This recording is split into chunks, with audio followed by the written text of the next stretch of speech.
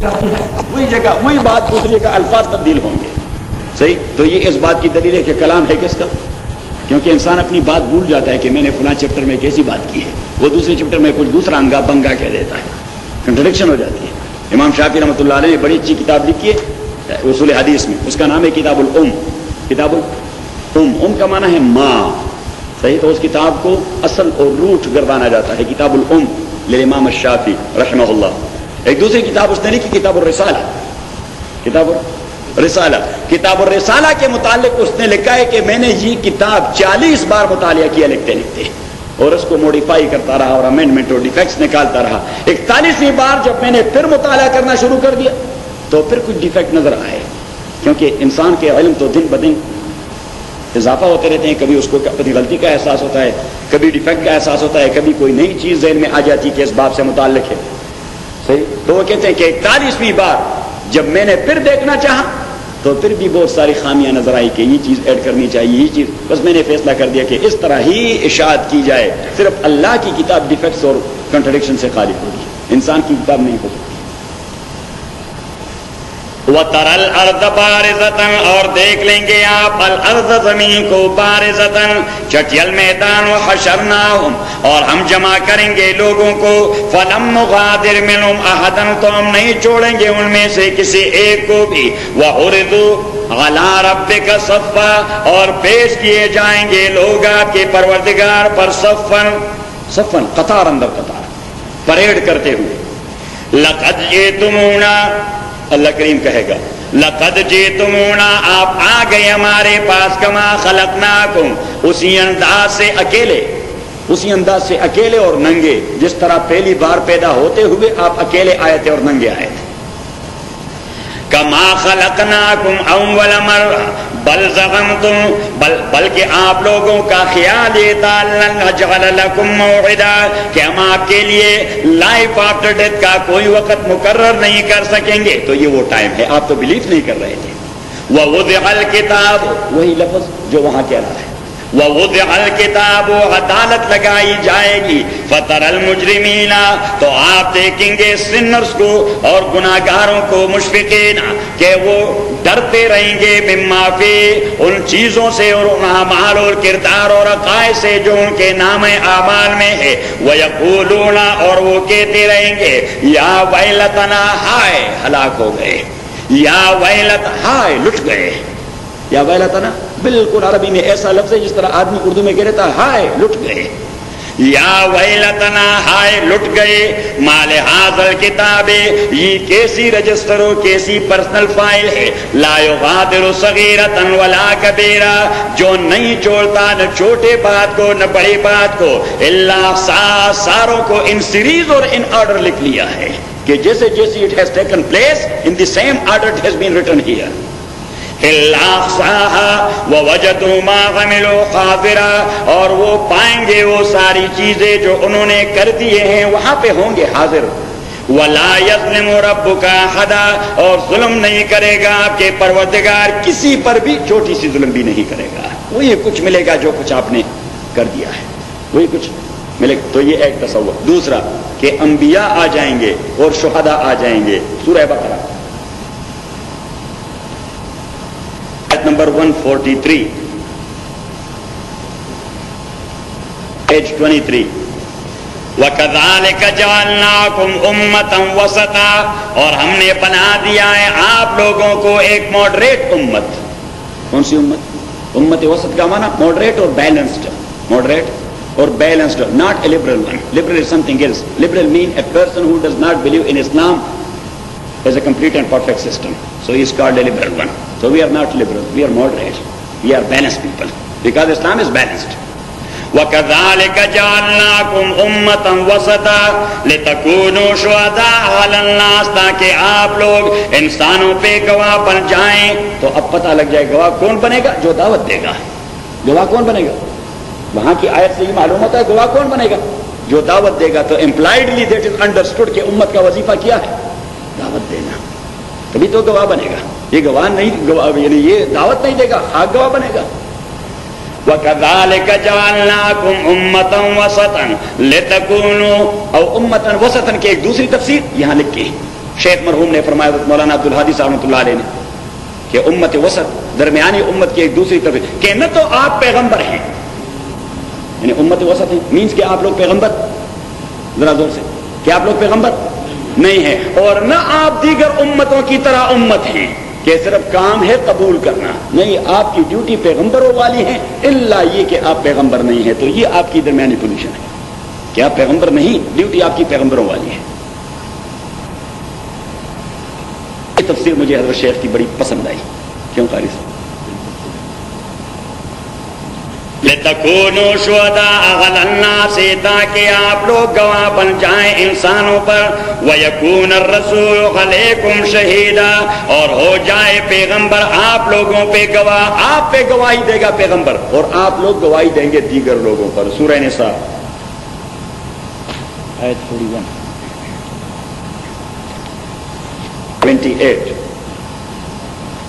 Page 78 آیت number 41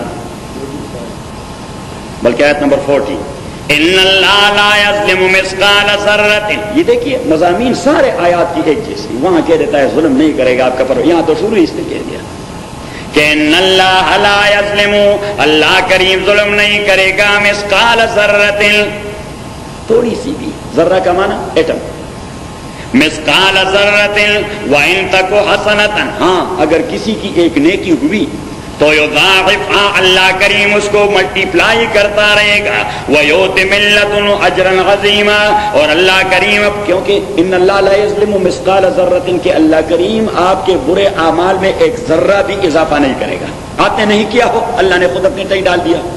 صحیح، political opponent جو ہوتے ہیں خصوصاً ان ممالک میں جہاں پہ اٹراسٹیز ہوتی ہیں گورنمنٹ کی طرف سے، تو ایک پولیٹیکل اپوننٹ وہ ایک جرم تو کر دیتا ہے، 10-15 دفعات اس کے ساتھ اور ڈالتے ہیں، یہ فلاں جگہ بم بلاسٹ ہو چکا تھا، اس میں یہ انوالو تھا، سازش سی تھی، اور فلاں وجہ ریل کی پٹری اکاڑی گئی تھی، یہی کرتے ہیں، کیا کرتے ہیں مسلم پرویز، یہی کرتے ہیں۔ اللہ کریم فرماتے ہیں میرے ہاں ایسا دھندا کوئی نہیں۔ اب ذہن میں ایک سوال آیا کہ یہاں پہ کوئی اضافہ نہیں کرتا تو دوسرے سائڈ سے نیکی میں بھی کوئی اضافی نہیں ڈالے گا؟ اللہ کریم فرماتے ہیں نو، دیٹس مائی کرم، دیٹس مائی جنراسٹی، وَإِن تَكُ حَسَنَةً يُضَاعِفْهَا، ہاں البتہ اگر آپ کا عمل ایک نیکی کا عمل ہوا، یضاعفھا، اللہ کریم اسے مینیفولڈ کرے گا، وَيُؤْتِ مِن لَّدُنْهُ أَجْرًا عَظِيمًا، اور اللہ کریم دے گا اپنی جانب سے بہت بڑا ریوارڈ، فَكَيْفَ إِذَا جِئْنَا، کیا کیفیت ہوگی؟ حضرت عبداللہ ابن مسعود فرماتے میں آیا حضور کے پاس، حضور مسجد میں بیٹھے تھے، مجھے کہا ابن مسعود اقرأ علیہ، ذرا قرآن تلاوت کیجئے، میں نے شروع کر دی سورہ نساء، جب اس آیت پہ پہنچ گیا اس آیت تو حضور علیہ السلام نے مجھے کہا کہ حسبک الآن یا ابن ام عبد، ابن مسعود بس کرو یہی کافی ہے، اور پھر ساری رات حضور علیہ السلام 2 دیوانوں کے درمیان مسجد میں گھومتے پھرتے رہے، روتے رہے اور یہ آیت پڑھتے رہے اور کہتے رہے کہ خداوندہ میں گواہی دوں گا تو آپ انہیں جہنم میں ڈالیں گے، اور پھر کہتے تھے کہ ان تعذبوا فانہم عبادک، اگر آپ عذاب دے دیتے ہیں تو آپ کے بندے آپ سے کوئی کیا کچھ کہہ سکتا ہے، لیکن وَإِن تغفر لَهُمْ فَإِنَّكَ أَنْتَ الْعَزِيزُ الْحَكِيمُ، اگر آپ نے بخش دیا ان کو تو پھر بھی آپ سے کوئی نہیں پوچھ سکتا کہ مجرم کو کیوں چھوڑا۔ صحیح، ایک واز ڈیمانڈڈ بائی رسول اللہ صلی اللہ علیہ وسلم بٹ امپلائڈلی ناٹ ایکسپریسلی، کہ اگر آپ عذاب دے دیتے ہیں تو آپ کے بندے ہیں۔ صحیح، اب فار ایگزامپل یہ ہے میری ملکیت، میں کسی کو دینا چاہوں تو کوئی کیا اعتراض کرے گا؟ میری ملکیت ہے، جس طرح ڈسپوز آف کرنا چاہتا ہوں، صحیح، اس کو چیرنا چاہتا ہوں تو آپ کو کیا اعتراض ہونا ہے؟ تو ہم سارے اللہ کے بندے، اللہ کی مخلوق ہے، اللہ جو کچھ کرنا چاہے کوئی کیا اعتراض کرے گا؟ اعتراض کرے پتہ لگ جائے گا۔ صحیح، تو حضور علیہ السلام نے کہا کہ خداوندہ آپ عذاب دے دیتے ہیں تو آپ کے بندے کوئی کیا کہہ سکتا ہے، لیکن اگر آپ بخش بھی دیتے ہیں تو پھر بھی کوئی آپ کی سپیریئر اتھارٹی تو ہے نہیں آپ سے کہ وہ آپ سے پوچھے کہ آپ نے مجرم کو کیوں چھوڑا، یا کوئی اپیل کرے گا۔ صحیح، کہ سیشن کورٹ نے چھوڑ دیا، میں ذرا ہائی کورٹ میں اپیل کروں، لازم ہے کہ وَإِن تغفر لَهُمْ، تو امپلائڈلی رسول اللہ صلی اللہ علیہ وسلم ریکویسٹڈ مغفرہ۔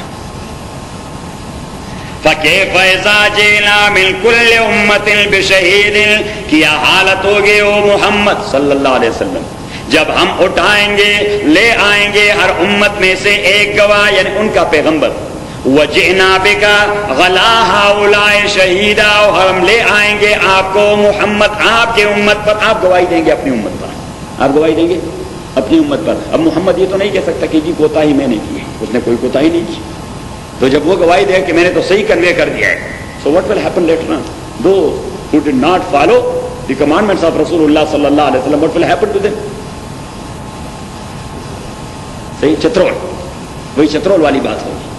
اور اللہ کریم فرماتے ہیں کہ میری پکڑ بھی ایسی ہوگی کہ یومئذ یود الذین کفروا، اسی دن تو کافر لوگ چاہیں گے جنہوں نے نافرمانی کی ہے رسول پاک کی. اب وعصوا الرسول، کفر کے فوراً بعد اللہ کریم نے کہہ دیا وعصوا الرسول، کہ یہ بات کوئی فائدہ نہیں دیتا.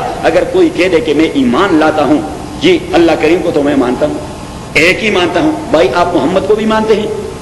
آپ محمد کو بھی مانتے ہیں؟ نہیں جی، وہاں پہ میرے کچھ ریزرویشنز ہیں. تو وہاں پہ ریزرویشن اللہ کریم فرماتے ہیں کفر یہی ہے. اس کے فوراً کفر کی خود ہی ڈیفینیشن کروا دی وعصوا الرسول، جنہوں نے محمد کی مخالفت کی ہے. یومئذ یود الذین کفروا، جس دن چاہیں گے وہ لوگ جو کفر کر چکے ہیں، وعصوا الرسول، اور جنہوں نے نافرمانی کی ہے رسول پاک کے. کیا چاہیں گے وہ؟ لو تسوا بہم الارض، کاش کہ ان کے اوپر زمین کو ہموار کیا جائے. زمین کو ہموار کیا جائے مینز کہ ان کا ریکارڈ ہی ختم ہو، ان کو پھر اٹھایا ہی نہ جائے. وَلَا يَكْتُمُونَ اللَّهَ حَدِيثًا، وہ چھپا نہ سکیں گے اللہ کریم سے اپنی کوئی بات بھی نہیں چھپا سکیں گے. وہ چھپائیں گے، فرشتے وہاں کھڑے ہیں، فرشتے وہاں کھڑے ہیں، ان کے ہاتھ میں کیسٹس ہیں کہ یہ ہے جی.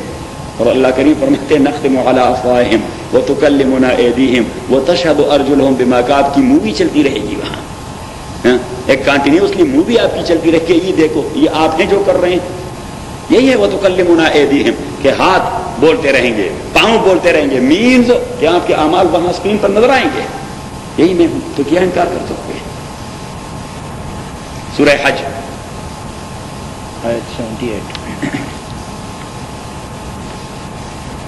بس آیا آپ 17واں سورہ ان کی آخری ہے. آیت نمبر 78، پیج نمبر 342.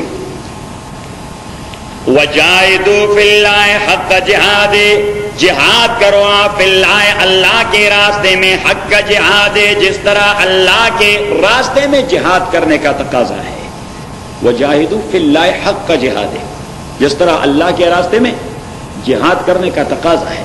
یعنی مینز کہ ویسے نمبر ٹانکنے کی کوشش نہ کرو، جب جہاد کرنا ہے تو ٹھیک ٹھاک کرو. پھر وَجَاهِدُوا فِي اللَّهِ حَقَّ جِهَادِهِ وَاجْتَبَاكُمْ وَمَا جَعَلَ عَلَيْكُمْ. آپ نے کیوں یہ کام کرنا ہے؟ بھائی جہاد کروں گا تو مر جاؤں گا. اللہ کریم فرماتے ہیں میں نے جو آپ کو چوز کر دیا ہے تو کس لیے؟ صرف ریوڑی کھانے کے لیے. وَاجْتَبَاكُمْ، اللہ کریم نے چوز کر دیا ہے آپ لوگوں کو. وَمَا جَعَلَ عَلَيْكُمْ فِي الدِّينِ مِنْ حَرَجٍ، اور اللہ کریم نے دین کے کسی بات کو آپ کے لیے نقصان کا ذریعہ نہیں بنایا. ایون دو اگر آپ اپنی لائف کو سیکریفائز کریں گے یہ کامیابی ہے. وہ کیا کیا چچا غالب نے کہ جان دی ہوئی اسی کی تھی، حق تو یہ ہے کہ حق ادا نہ ہوا. اگر ہم نے اپنی جان کی قربانی دے دی تو ہم نے کون سا بڑا کام کر دیا؟ یہ جان کس کی ہے؟ اللہ کی. یہ ہماری باڑی کس کی ہے؟ بس اس کی لائف ہم نے اس کو دے دی، ہم اس کی جان تھی ہم نے دے دی، ہم نے تو اپنے طریقے کچھ نہیں دیا. تو چچا نے بڑی اچھی بات کہی کہ جان دی ہوئی اسی کی تھی، حق تو یہ ہے کہ حق ادا نہ ہوا. او نصر یہ لکھو کہ جان دی ہوئی اسی کی تھی، حق تو یہ ہے کہ حق ادا نہ ہوا.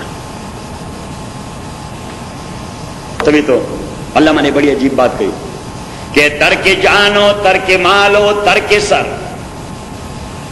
کیا؟ ترک جانو، ترک مالو، ترک سر، در مجال عشق اول منزل است. وہ کہتے ہیں کہ عشق کے میدان میں جان قربان کرنا، مال قربان کرنا، سر کٹوانا یہ ایلیمنٹری ہے. دیکھیے یہ ایلیمنٹری کلاس ہے، یعنی آپ نے سٹارٹ وہاں سے کرنا ہے. صحیح، ہم کسی دوسری جانب سے سٹارٹ کرتے ہیں. صحیح، ہم کسی دوسری جانب سے سٹارٹ کرتے ہیں. حالانکہ دین سٹارٹ ہوتا ہے کس جہاں سے؟ لا. کس چیز سے؟ ذرا زور سے. لا سے، نفی سے، کہ سب کچھ آپ نفی کر، صرف اللہ، لا الہ الا اللہ. آپ نے سب کچھ نفی کرنا ہے، ایون اپنی ذات کو بھی نفی کرنا ہے کہ یہ سر اللہ کا، یہ مال اللہ کا، یہ جان اللہ کی، الا اللہ، صرف اللہ کو باقی. صحیح، تو یہ تب ہوگا، تبھی دین کو کامیابی. صحابہ کرام کب کیوں کامیاب ہو گئے؟ سبحان اللہ، انہوں نے کہ انہوں نے لا پر عمل کر دیا. کیا کر دیا؟ لا پر عمل. میں نے لا میں جب داخلہ لے لیا تو ہمارے استاد تھے مولانا اشرف صاحب رحمۃ اللہ علیہ، وہ عربک ڈپارٹمنٹ کے چیئرمین تھے اور وہ تھے مفلوج.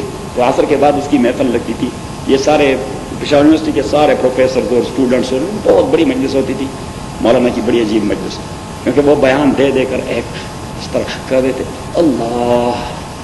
وہاں سے سلیمان ندوی کے خلیفہ مجاز تھے، یا سبحان اللہ، اس کے اللہ کہنے میں ایک ایسا درد ہوتا تھا کہ آدمی بے اختیار رو پڑتا، اور بیان اس کا بڑا عجیب ہوتا تھا. تو عربی میں کر چکا تھا اس کے ڈپارٹمنٹ سے. تو پھر کہا کہ حاضر صاحب، میں نے کہا جی کہ داخلہ لے لیا؟ میں نے کہا جی ہاں. کہاں لے لیا؟ میں نے کہا جی لا میں. لا میں. تو بڑے مذاہبی تھے. اس نے کہا الا اللہ حاصل کرنے کے بعد واپس لا میں چلے گئے کہ الا اللہ کے بعد آپ واپس لا میں چلے گئے. وَجَاهِدُوا فِي اللَّهِ حَقَّ جِهَادِهِ، جہاد کرو اللہ کے راستے میں جس طرح جہاد کرنے کا حق ہے. تو جہاد کرنے کا حق یہ ہے کہ آپ ابتدا ہی اپنی جان سے کر دیں. صاحب آدمی کب کامیاب ہوتا ہے؟ جب اپنے کو نفی کر دے. میدان جہاد میں جب تک آدمی اپنے متعلق سوچتا ہے کہ مجھے کچھ وار نہ لگے، یا سبحان اللہ، وہ بھاگے گا. اور جب آدمی اس عزم کو لیے چلا جائے کہ مجھے لگے کہ کامیاب ہو جاؤں، صحیح، تو پھر اس کو لگتا بھی نہیں، وہ کامیاب بھی ہو جاتا ہے. اور یہی وہ چیز ہے جس سے غیر مسلم ڈرتے ہیں. یہ جو آج کی دنیا میں بہت غلغلہ ہے، کہتے ہیں کہ یہ لفظ جہاد ختم کر دو اور لفظ مجاہد نہ استعمال کرو. بس یہ ایک چیز ہے. یہ جو آج کے کفر و اسلام میں بس یہی معرکہ چل رہا ہے کہ بھائی یہ لفظ جہاد جو ہے نا، یہ بہت بڑی مصیبت ہے. یہ مسلمان کے ذہن میں پڑ جائے پھر کوئی اس کے سامنے رکتا نہیں، پھر کوئی اس کے سامنے ٹکتا نہیں، اور نہیں ٹک سکتا. کیونکہ جہاد کا تصور ذہن میں آ جائے تو آدمی کہے کہ زندہ رہے تو مجاہد غازی اور مر گئے تو شہید، تو پھر آدمی کوئی پرواہ نہیں ہوتی. اور تبھی تو علامہ نے بڑی عجیب بات کہی ناصر کہ فنا فی اللہ کی تے میں بقا کا راز مضمر ہے. اللہ کے لیے اپنے کو ختم کرنا. فنا فی اللہ کی تہ میں بقا کا راز مضمر ہے، جنہیں مرنا نہیں آتا انہیں جینا نہیں آتا. سبحان اللہ. یہ آپ کے علامہ بھی بڑے کام کے آدمی تھے. آپ جب جاتے ہیں تو جاتے ہیں اس کے پاس کہ نہیں؟ ہاں، فاتح کے لیے ضرور جانا چاہیے. میں تو جب بھی لاہور جاتا ہوں میں دو جگہوں پہ ضرور جاتا ہوں، ایک حضرت لاہوری رحمۃ اللہ علیہ کی قبر پر، ایک علامہ کی قبر پر. ایک حضرت لاہوری رحمۃ اللہ علیہ کی قبر پر میانی صاحب کے قبرستان میں، اور ایک علامہ کی قبر پر. کہ فنا فی اللہ کی تے میں بقا کا راز مضمر ہے، جنہیں مرنا نہیں آتا انہیں جینا نہیں آتا. اگر آپ نے جینا سیکھنا ہے پہلے مرنا سیکھو گے. جینا سیکھنا ہے تو پہلے مرنا سیکھو، کیونکہ غذا کا مزہ، خوراک کا مزہ، فوڈ کا مزہ تبھی آتا ہے کہ آدمی کو بھوک لگے. تو آپ مرنا سیکھیں گے تو پھر جینے کا مزہ آ جائے گا. جن کو مرنا نہیں آتا ان کے جینے میں کوئی مزہ نہیں ہوتا. جیسے سیڈ پہلے مٹی بنتا ہے پھر پھول بنتا ہے. ہاں، تبھی تو علامہ نے کہ مٹا دو اپنی ہستی کو اگر کچھ مرتبہ چاہے کہ دانا خاک میں مل کر گلو گلزار ہوتا ہے. ناصر میں آپ کو کیا پڑھا ہوا کہ بندے یہاں تو ناصر نہ یہاں دنیا جہان کا پلندہ پڑا ہوا ہے. ہاں، یہاں دنیا جہان کا پلندہ پڑا ہوا ہے. چھیڑو گے تو پلندہ نکل آئے گا. مٹا دو اپنی ہستی کو اگر کچھ مرتبہ چاہے کہ دانا خاک میں مل کر گلو گلزار ہوتا ہے. اس کو زندگی میں، اور صرف زندگی نہیں، سبحان اللہ. وَجَاهِدُوا فِي اللَّهِ حَقَّ جِهَادِهِ وَهُوَ اجْتَبَاكُمْ وَمَا جَعَلَ عَلَيْكُمْ فِي الدِّينِ مِنْ حَرَجٍ مِلَّةَ أَبِيكُمْ إِبْرَاهِيمَ. یہ ہمارے اکابر تھے. یہ زیادہ دور کی بات نہیں، نہ دیر کی بات ہے نہ دور کی بات ہے، قریب کی بات ہے. 50-60 سال پہلے یا 70 سال پہلے کی بات ہے. شیخ الاسلام والمسلمین حضرت مولانا سید حسین احمد مدنی رحمۃ اللہ علیہ، ہمارے شیخ الشیخ، ہمارے شیخ کے شیخ حضرت مدنی رحمۃ اللہ علیہ، جب خالق دینہ حال میں انگریز اس پہ کیس چلا رہے تھے، Karachi conspiracy case, Karachi conspiracy case, جس کے بڑے مجرم ہوا کرتے تھے حضرت مدنی. مجرم نمبر 2 تھے مولانا ابوالکلام آزاد، اور مجرم نمبر 3 تھے مولانا محمد علی جوہر. کراچی کنسپیریسی کیس مشہور کیس، خالق دینہ حال میں اس کی سماعت ہو رہی تھی، ہیئرنگ ہو رہی تھی. تو جج نے اس سے کہہ دیا کہ مولانا، تو پھر آپ نے یہ فتویٰ دے دیا تھا جلسے میں کہ انگریز کے فوج میں بھرتی ہونا حرام، انگریز کو ٹیکس دینا حرام، انگریز کے ساتھ تعاون کرنا حرام، اور کہا کہ مولانا پتا ہے کہ آپ غدر کا ارتکاب کر چکے ہیں، یہ ہائی ٹریزن ہے، اور ہائی ٹریزن کی سزا آپ کو معلوم ہے؟ مولانا نے کہا میں نے فتویٰ صرف دیا نہیں تھا، اس نے کہا یہ میں ماضی کے فتووں پہ یقین نہیں رکھتا، آپ کے سامنے کھڑے ہو کر اس فتوے کی تجدید کرتا ہوں کہ آج کے بعد ہندوستان کے ہندوؤں نے فیصلہ کرنا ہے کہ ہمیں ہندو رہنا ہے یا انگریز کی رعیت، سکھوں نے بھی فیصلہ کرنا ہے کہ ہمیں ہندو رہنا ہے یا انگریز کی رعیت، اور مسلمانوں نے تو کرنا ہی ہے کہ ہمیں مسلمان رہنا ہے یا انگریز کی رعیت، یہ دونوں چیزیں ایک ساتھ نہیں چلتی۔ تو اس نے کہا یہ تو ہائی ٹریزن ہے، تو سزا معلوم ہے آپ کو؟ تو حضرت مدنی رحمۃ اللہ علیہ نے اپنے بیگ سے خدر کا ایک کفن نکالا، اس نے کہا ہاں جی سزا مجھے معلوم ہے، گرفتاری کی خبر پہنچتے ہوئے میں نے کفن کی سلائی کر دی، اپنے ساتھ تیار کفن لے آیا، آپ کو صرف پھانسی لگانے کی دیر ہوگی، باقی میرے لیے کوئی رکاوٹ نہیں راستے میں۔ تو اس نے کہا مولانا تمہیں معلوم نہیں کہ جب حکومت کسی کو پھانسی لگا دیتی ہے تو اس کے کفنانے کا انتظام گورنمنٹ کے ذمہ ہوتا ہے؟ تو مولانا نے کہہ دیا کہ نہیں، میں نے عمر بھر انگریز کے کل پردے کا بنا ہوا کپڑا بدن کے قریب نہیں آنے دیا کہ میرے پیسے انگریز کے جیب میں کیوں چلے جائیں، یہ اپنے وطن کے جولاہے کے جیب میں جانے چاہیے، اس لیے خدر پہنتا رہتا ہوں کہ جولاہے کے جیب، اور مرنے کے بعد بھی میں انگریز کے کفن میں دفنانا پسند نہیں کرتا۔ مولانا محمد علی جوہر رحمۃ اللہ علیہ قدموں میں گر پڑے گے، خدا را حضرت بیان میں ذرا نرمی پیدا کرو گے تو امت کا بھلا ہوگا، آپ پھانسی پر چڑھایا جاؤ گے، امت کو کون لیڈ کرے گا؟ اس نے کہا مولانا جوہر خود مرد حر بننے کی کوشش کر رہے ہو، مجھے بزدل بنانے کی کوشش کر رہے ہو؟ اس نے کہا بیان بدل دوں گا تو ایمان بدل جائے گا، بیان بدل دوں گا تو یہ ہوتی ہے ایمان کی بات، ایمان پختہ ہو جائے، موت پھر کوئی چیز، موت پھر کیا چیز ہے؟ پھر آدمی کا عقیدہ بن جاتا ہے، جس طرح علامہ نے کہہ دیا، بڑی عجیب بات کہی کہ زندگی کیا ہے عناصر میں ظہور ترتیب، کمپوزیشن، زندگی کس چیز کا نام ہے؟ یعنی یہ جو اجزاء ہیں یہ کمپوز ہو گئے، زندگی کیا ہے عناصر میں ظہور ترتیب، اور موت کیا ہے انہیں اجزاء کا پریشان ہونا، بس nothing else, composition and decomposition, کہ زندگی کیا ہے عناصر میں ظہور ترتیب۔ ویسے یہ آدمی بڑا اچھا فلسفی تھا ناصر، آپ کے لیے میں نے کرایا تھا کلاس شروع کرنی، ہاں لٹریچر کی، جب تفسیر پڑھاتا تو علماء سے پوچھ لیتا، سینکڑوں علماء ہوتے ہیں الحمدللہ، تو میں ان سے پوچھ لیتا، یعنی مثلا کسی سے سوال کر دیتا تو میں کہتا کہ ادب کی کتاب میں یہ لکھا ہے، علم ادب لٹریچر، اس کو کیا کہتے ہیں؟ اردو ادب، فارسی ادب، عربی ادب، انگریزی ادب، لٹریچر۔ تو میں نے کہا کہ ادب کی فلاں، میں نے کہا ادب کی فلاں کتاب آپ نے پڑھی ہے؟ تو اگر کوئی مولوی صاحب کہہ دیتا کہ جی میں نے نہیں پڑھی، تو میں سے کہتا بے ادب کہیں کہ اب بغیر ادب کے یہاں بیٹھے،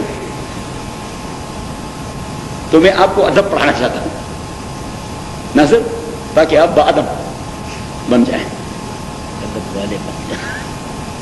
وجاہدوا فی اللہ حق جہادہ واجتباکم وما جعل علیکم فی الدین من حرج ملت ابیکم ابراہیم هو سماکم المسلمین، اللہ کریم نے آپ لوگوں کا انتخاب کر دیا ہے، وما جعل علیکم فی الدین من حرج، اللہ کریم نے دین کے بارے میں کوئی کام ایسا نہیں بتایا جو آپ کے خسارے پر مبنی ہو، اس میں جان کی قربانی ہو وہ بھی کامیابی ہے، ترک مال ہو، ترک جان ہو، ترک سر، اور مجال عشق اول منزل است، یہ ایلیمنٹری ہے، ٹھیک ہے؟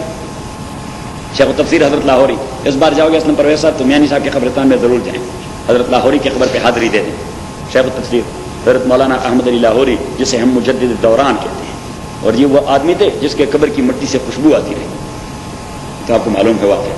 تو حضرت لاہوری رحمۃ اللہ علیہ جب اسے تاریخ ریشمی رومال میں گرفتار کیا گیا تو برف کی سلوں پر اسے لٹایا گیا، سخت سردی میں، ہاں برف کے سل اوپر نیچے رکھ دیے گئے، تو حضرت لاہوری رحمۃ اللہ علیہ کا بدن سن ہو گیا، تو پھر اسے ہیٹ دے دی، تو اس کی آنکھیں کھل گئی، تو اس سے پوچھا گیا کہ مولانا پھر بھی تاج و تخت برطانیہ کی مخالفت کرو گے؟ تو حضرت لاہوری رحمۃ اللہ علیہ نے فرمایا ضرور کروں گا، اس لیے کہ وہ میری ایمان کی آواز ہے، وہ زبان کی نہیں، وہ ایمان کی آواز ہے، وہ زبان کی نہیں، برف کے سل وہ میرے زبان کی آواز کو خاموش کر سکتی ہیں، میری ایمان کی آواز کو نہیں۔ کیا قیمتی بات کی اس حالت میں جب برف کے سلوں میں اسے سن کر اٹھایا گیا اور پھر ہیٹ دے دی گئی کہ وہ میری ایمان کی آواز ہے، زبان کی نہیں، برف کے سل میرے زبان کی آواز کو ٹھنڈا کر سکتے ہیں لیکن میری ایمان کی آواز کو نہیں ٹھنڈا کر سکتے۔ اور پھر مولانا ظفر علی خان مرحوم کے ایک دو شعر سنا دیے کہ ہری ہے شاخ تمنا ابھی جلی تو نہیں. یہ آپ کے نوید بھی بڑے ادب آدمی ہیں کہ ہری ہے شاخ تمنا ابھی جلی تو نہیں, جگر کی آگ دبی ہے مگر بجھی تو نہیں. جگر کی آگ دبی ہے مگر بجھی تو نہیں. اور جفا کی تیغ سے گردن وفا شعاروں کی, جفا کے تیغ سے گردن وفا شعاروں کی, کٹی ہے برسر میدان مگر جھکی تو نہیں.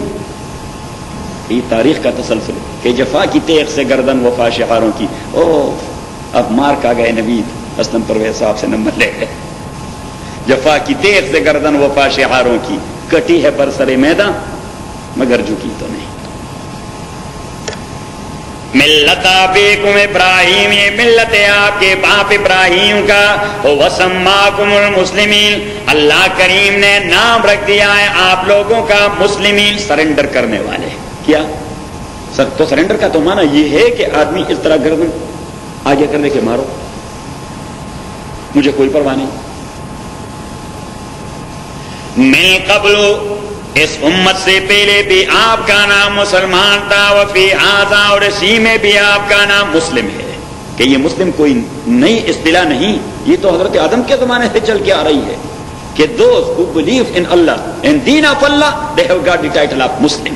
And Muslim means one who submits totally, one who surrenders totally.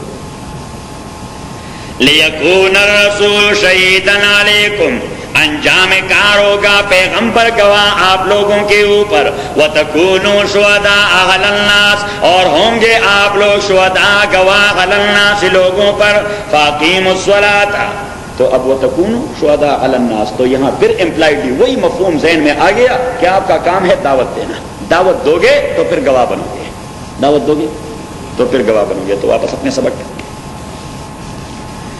وَأَشْرَقَتِ الْأَرْضُ بِنُورِ رَبِّهَا, اور چمک اٹھے گی زمین بِنُورِ رَبِّهَا, اپنے پروردگار کی روشنی سے.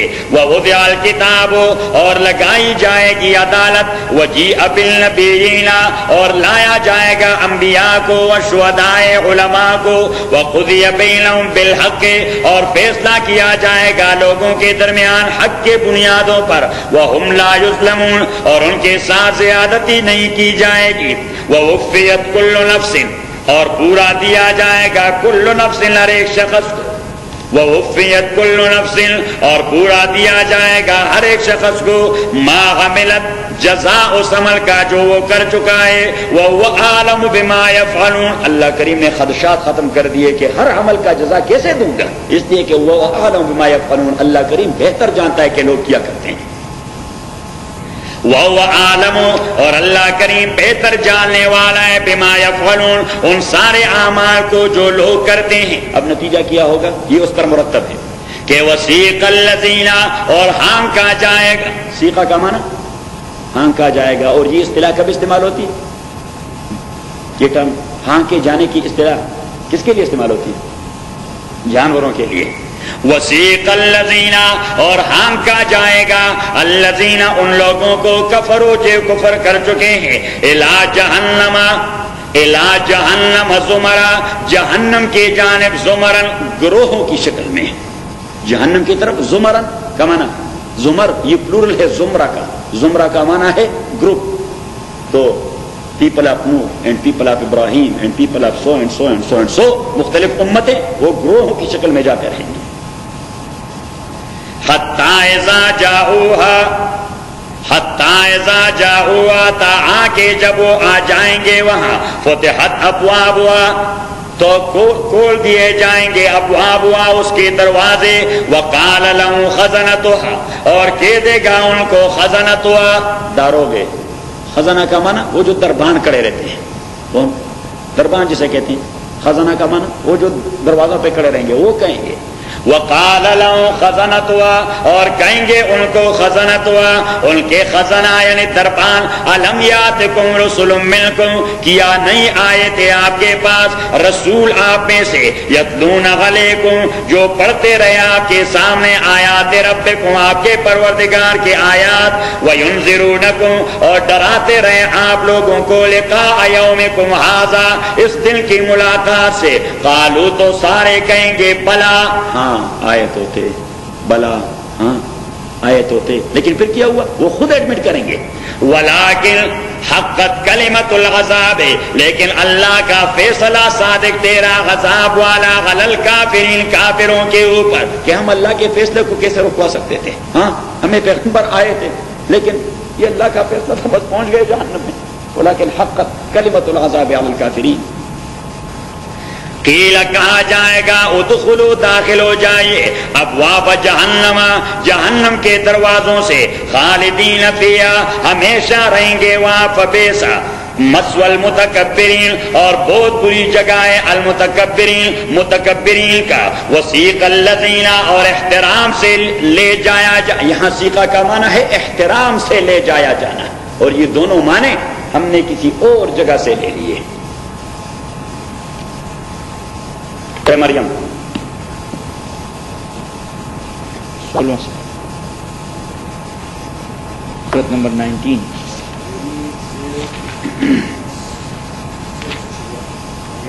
آیت نمبر 85 اور 86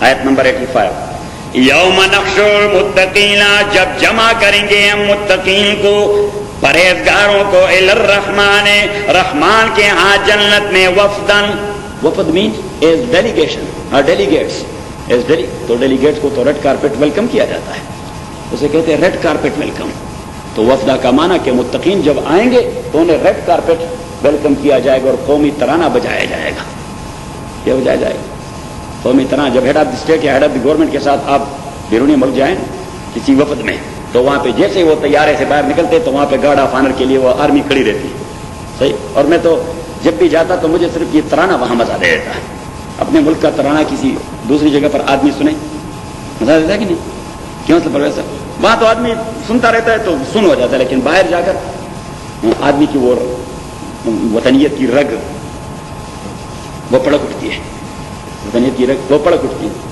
تو وہاں پھر بڑا مزہ دیتا ہے کہ وہ گارڈ آف آنر کے بعد فوراً وہ پاک سرزمین شروع کر دیتے میوزک میں لیکن آدمی تو جانتا ہے کہ کیا ہے کون سا میوزک بج رہا ہے پاک سرزمین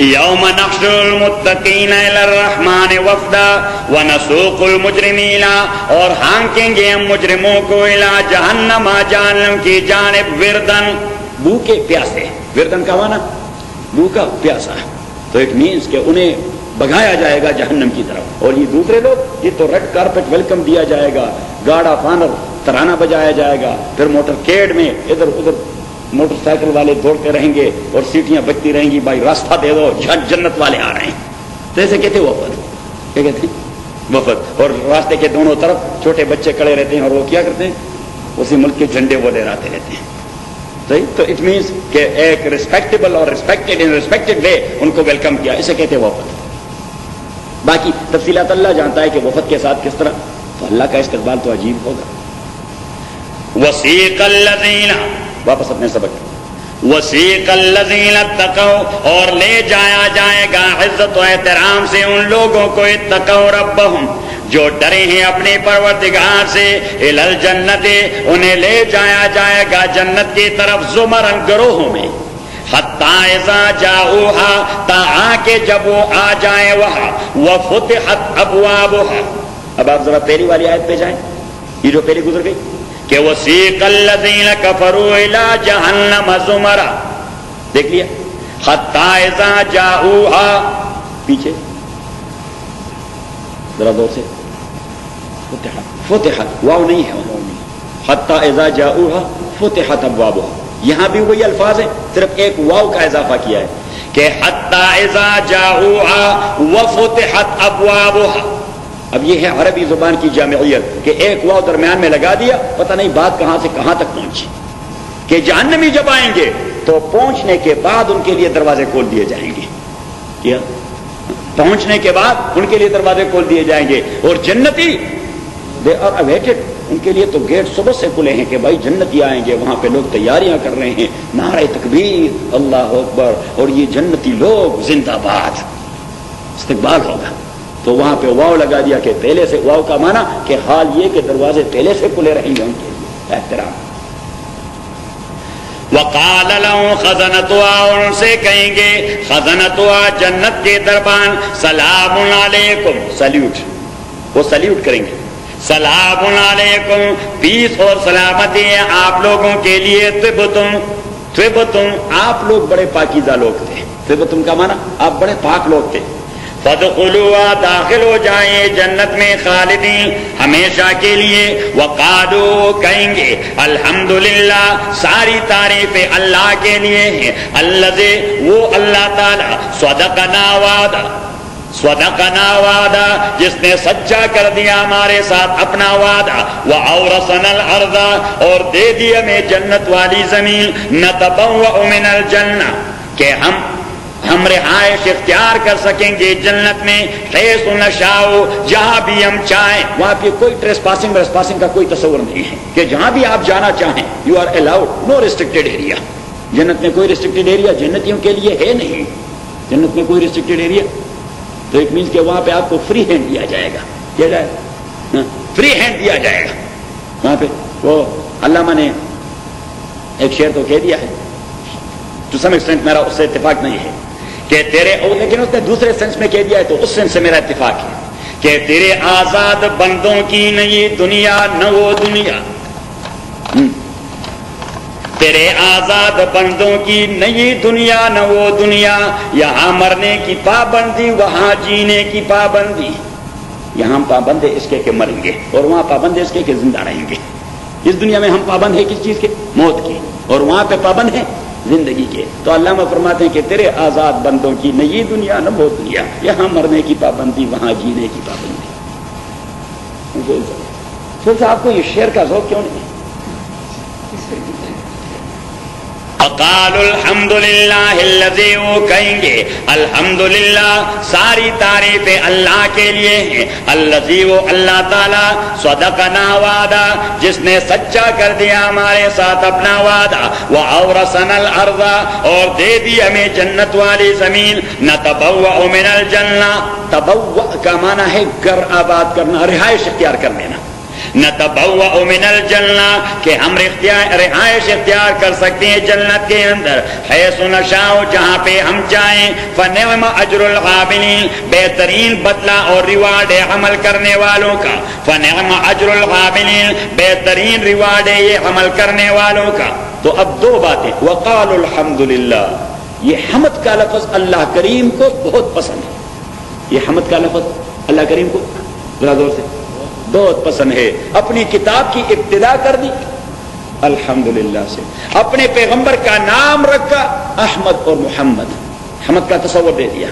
اپنے پیغمبر کو فائز کر دیا مقام محمود پر. عسى ان يبعثك ربك مقام محمودا, محمود حمد سے ماخوذ ہے, صحیح. اور اس امت کو پیغمبر علیہ الصلوۃ والسلام نے ٹائٹل دے دیا الحمادون.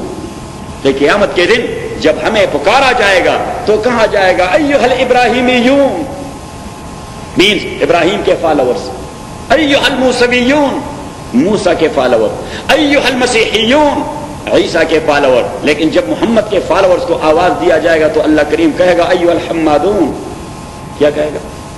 حمادون, وہ جو اللہ کی بہت زیادہ حمد کرنے والے ہیں, اللہ کی بہت زیادہ تعریف کرنے والے ہیں, وہ لوگ آ جائیں. تو ان کا ٹائٹل بن گیا. اب دیکھیے کتاب کی ابتدا حمد سے, پیغمبر کا نام احمد اور محمد, اس کا مقام مقام محمود. امت کا ٹائٹل حمادون, امت کا ٹائٹل حمادون. اور حضور السلام فرماتے ہیں کہ بیدی لواء الحمد ولا فخر, قیامت کے دن جو جھنڈا میرے ہاتھ میں ہوگا اسے کہا جائے گا لواء الحمد, حمد والا جھنڈا. کیا لواء الحمد, حمد والا جھنڈا. تو دیکھیے امت جب جنت میں پہنچ جائے گی تو ان کا کلمہ زبان پہ آئے گا الحمدللہ. کیا یہ کوئنسیڈنس نہیں ہے, یہ کوئنسیڈنس والی بات نہیں ہے. That is a process, that is a process been launch by اللہ سبحانہ و تعالی ان سچ اے وے. صحیح. یہ سارے کلمات کا ایسا جوڑ، یہ دلیل اس بات کی ہے کہ قرآن کس کا کلام ہے؟ اللہ کا کلام ہے. بات سمجھ میں آ رہی ہے نہیں؟ وقالوا الحمد لله الذي صدقنا وعده واورثنا الارض. اور پیغمبر نے ہمیں جو تعلیم دی تو وہ بھی حمدی کی تعلیم دی تھی. حمدی کی تعلیم یعنی جب ہم، مجھے دیکھیے، جب ہم کھانا کھا لیتے تو کہہ رہے تھے الحمدللہ الذی اطعمنی وسقانی وجعلنی من. ایون جب ہم باتھ روم سے فارغ ہوتے ہیں تو ہمیں حکم دیا گیا کہ آپ کہیں الحمدللہ الذی اذهب عنی الاذى وعافانی. خدا کے لیے تعریفیں ہیں جس نے یہ گندگی میرے بدن سے نکال دی. یہ اندر رک جاتی تو آدمی بلاسٹ ہو جاتا ہے. تو ساری تعریفیں اس اللہ کے لیے اذهب عنی الاذى جس نے یہ گند اور فلت میرے بدن سے نکال لیا، وعافانی اور مجھے صحت دے دی. کیونکہ یہ گند اندر پڑی رہے 2-3 دن کا گند تو آدمی بیمار ہو جاتا ہے، زیادہ رہے تو بلاسٹ ہو جاتا ہے. کیوں کہتے ہیں ابسٹرکشن ہو گیا. کیا کہتے ہیں؟ ابسٹرکشن ہو گیا یا اپینڈکس پھٹ گیا.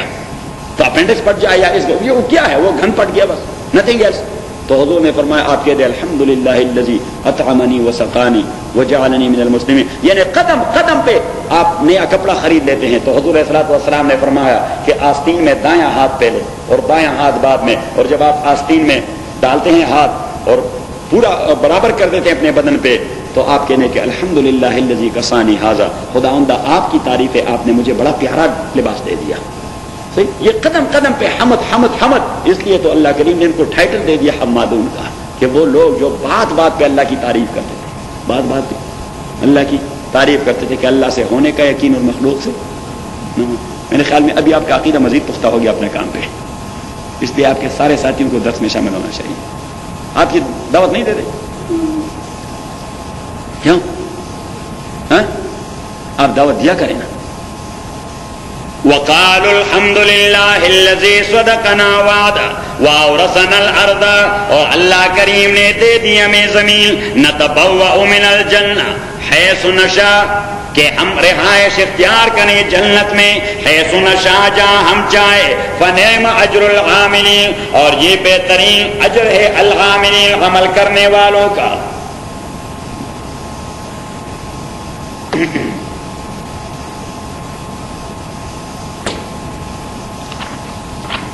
انبیاء 17واں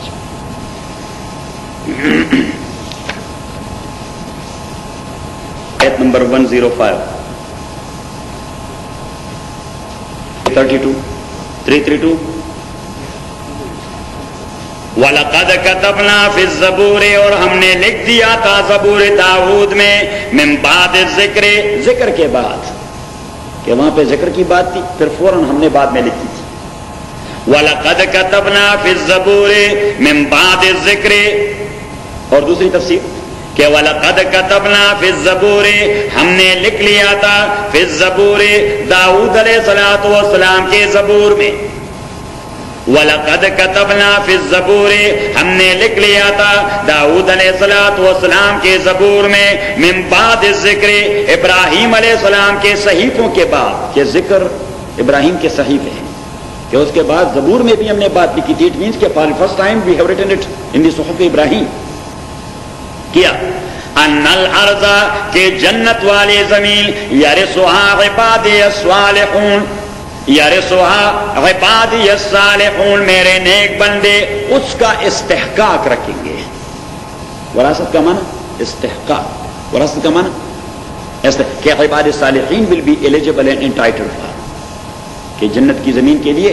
تو وہاں پہ الحمدللہ الذی اورثنا الارض، یہی تصور آج کے سبق میں کہ وہ لوگ کہیں گے کہ تعریف ہے اللہ تعالی جس نے ہمیں بطور استحقاق دے دیا، جو استحقاق اللہ نے دے دیا تھا، جو استحقاق ہمیں اللہ نے دے دیا تھا. الحمدللہ الذی اورثنا الارض. تو لفظ وراثت کیوں استعمال کی گئی؟ لفظ وراثت، انہیریٹنس، یہ کیوں استعمال کی گئی؟ اس لیے کہ شریعت اسلامیہ میں ملکیت کے 2 قسم کے اسباب ہیں. اونرشپ کے 2 اسباب ہیں. ایک وہ اونرشپ جو فرام دا ویری بگننگ کسی چیز پر آدمی کو مل جائے، اور دوسری وہ جو بطور ٹرانسفر آدمی کو آ جائے. پہلے والوں کو کہتے ہیں انشاء، اوریجنیشن، اوریجنل پروپرائٹری رائٹ، اور دوسرے کو کہتے ہیں خلافت، سکسیشن۔ اوریجنیشن یہ مباحات پہ آتی ہے، مباح لکھیں آپ، مباح is a thing not owned by anybody, a thing not owned by anybody, جو کسی کی ملکیت میں نہیں۔ یعنی مثلا پانی کے اندر جو مچھلیاں ہیں یہ کس کی ملکیت ہیں؟ ذرا زور سے، کسی کی بھی نہیں۔ جنگل میں اڑنے والے پرندے کس کی ملکیت ہے؟ ذرا زور سے، کسی کی بھی نہیں۔ زمین کے اندر دفینے کس کی ملکیت ہے؟ کسی کے بھی نہیں۔ اسے کہتے ہیں مباح۔ کیا کہتے ہیں؟ مباح۔ تو مباح پہ اونرشپ یہ پوزیشن اور قبضے سے آ جاتا ہے۔ جس کی پوزیشن ہو جائے، یعنی مچھلی کو جس نے پکڑا اسی کا ہو گیا، اونرشپ اس کی آ گئی۔ پرندے کو جس نے پکڑا اسی کی اونرشپ۔ یہ عمر الدین نے پکڑا تھا ایک مدینہ کے اندر، میں نے کہا شکر کرو، میں نے عمر الدین سے کہا کہ شکر کرو کہ آپ حنفی ہیں، شافعی نہیں، ورنہ ابھی آپ کے اوپر ایک دم لازم ہو جاتا ہے۔ کیونکہ امام شافعی رحمۃ اللہ علیہ فرماتے ہیں کہ مدینہ کے حرم میں پرندے کو پکڑنا ایسا ہی جرم ہے جس طرح حرم مکہ کے اندر۔ تو میں نے اسے کہا کہ شکر کرو کہ آپ حنفی ہیں، ورنہ ابھی آپ کے اوپر دم لازم آتا۔ لیکن جب آپ ذبح کریں گے پھر آپ کو پتہ لگ جائے گا۔ جرمانے کر لیں، جرمانے کر لیں، جرمانے کا نہیں۔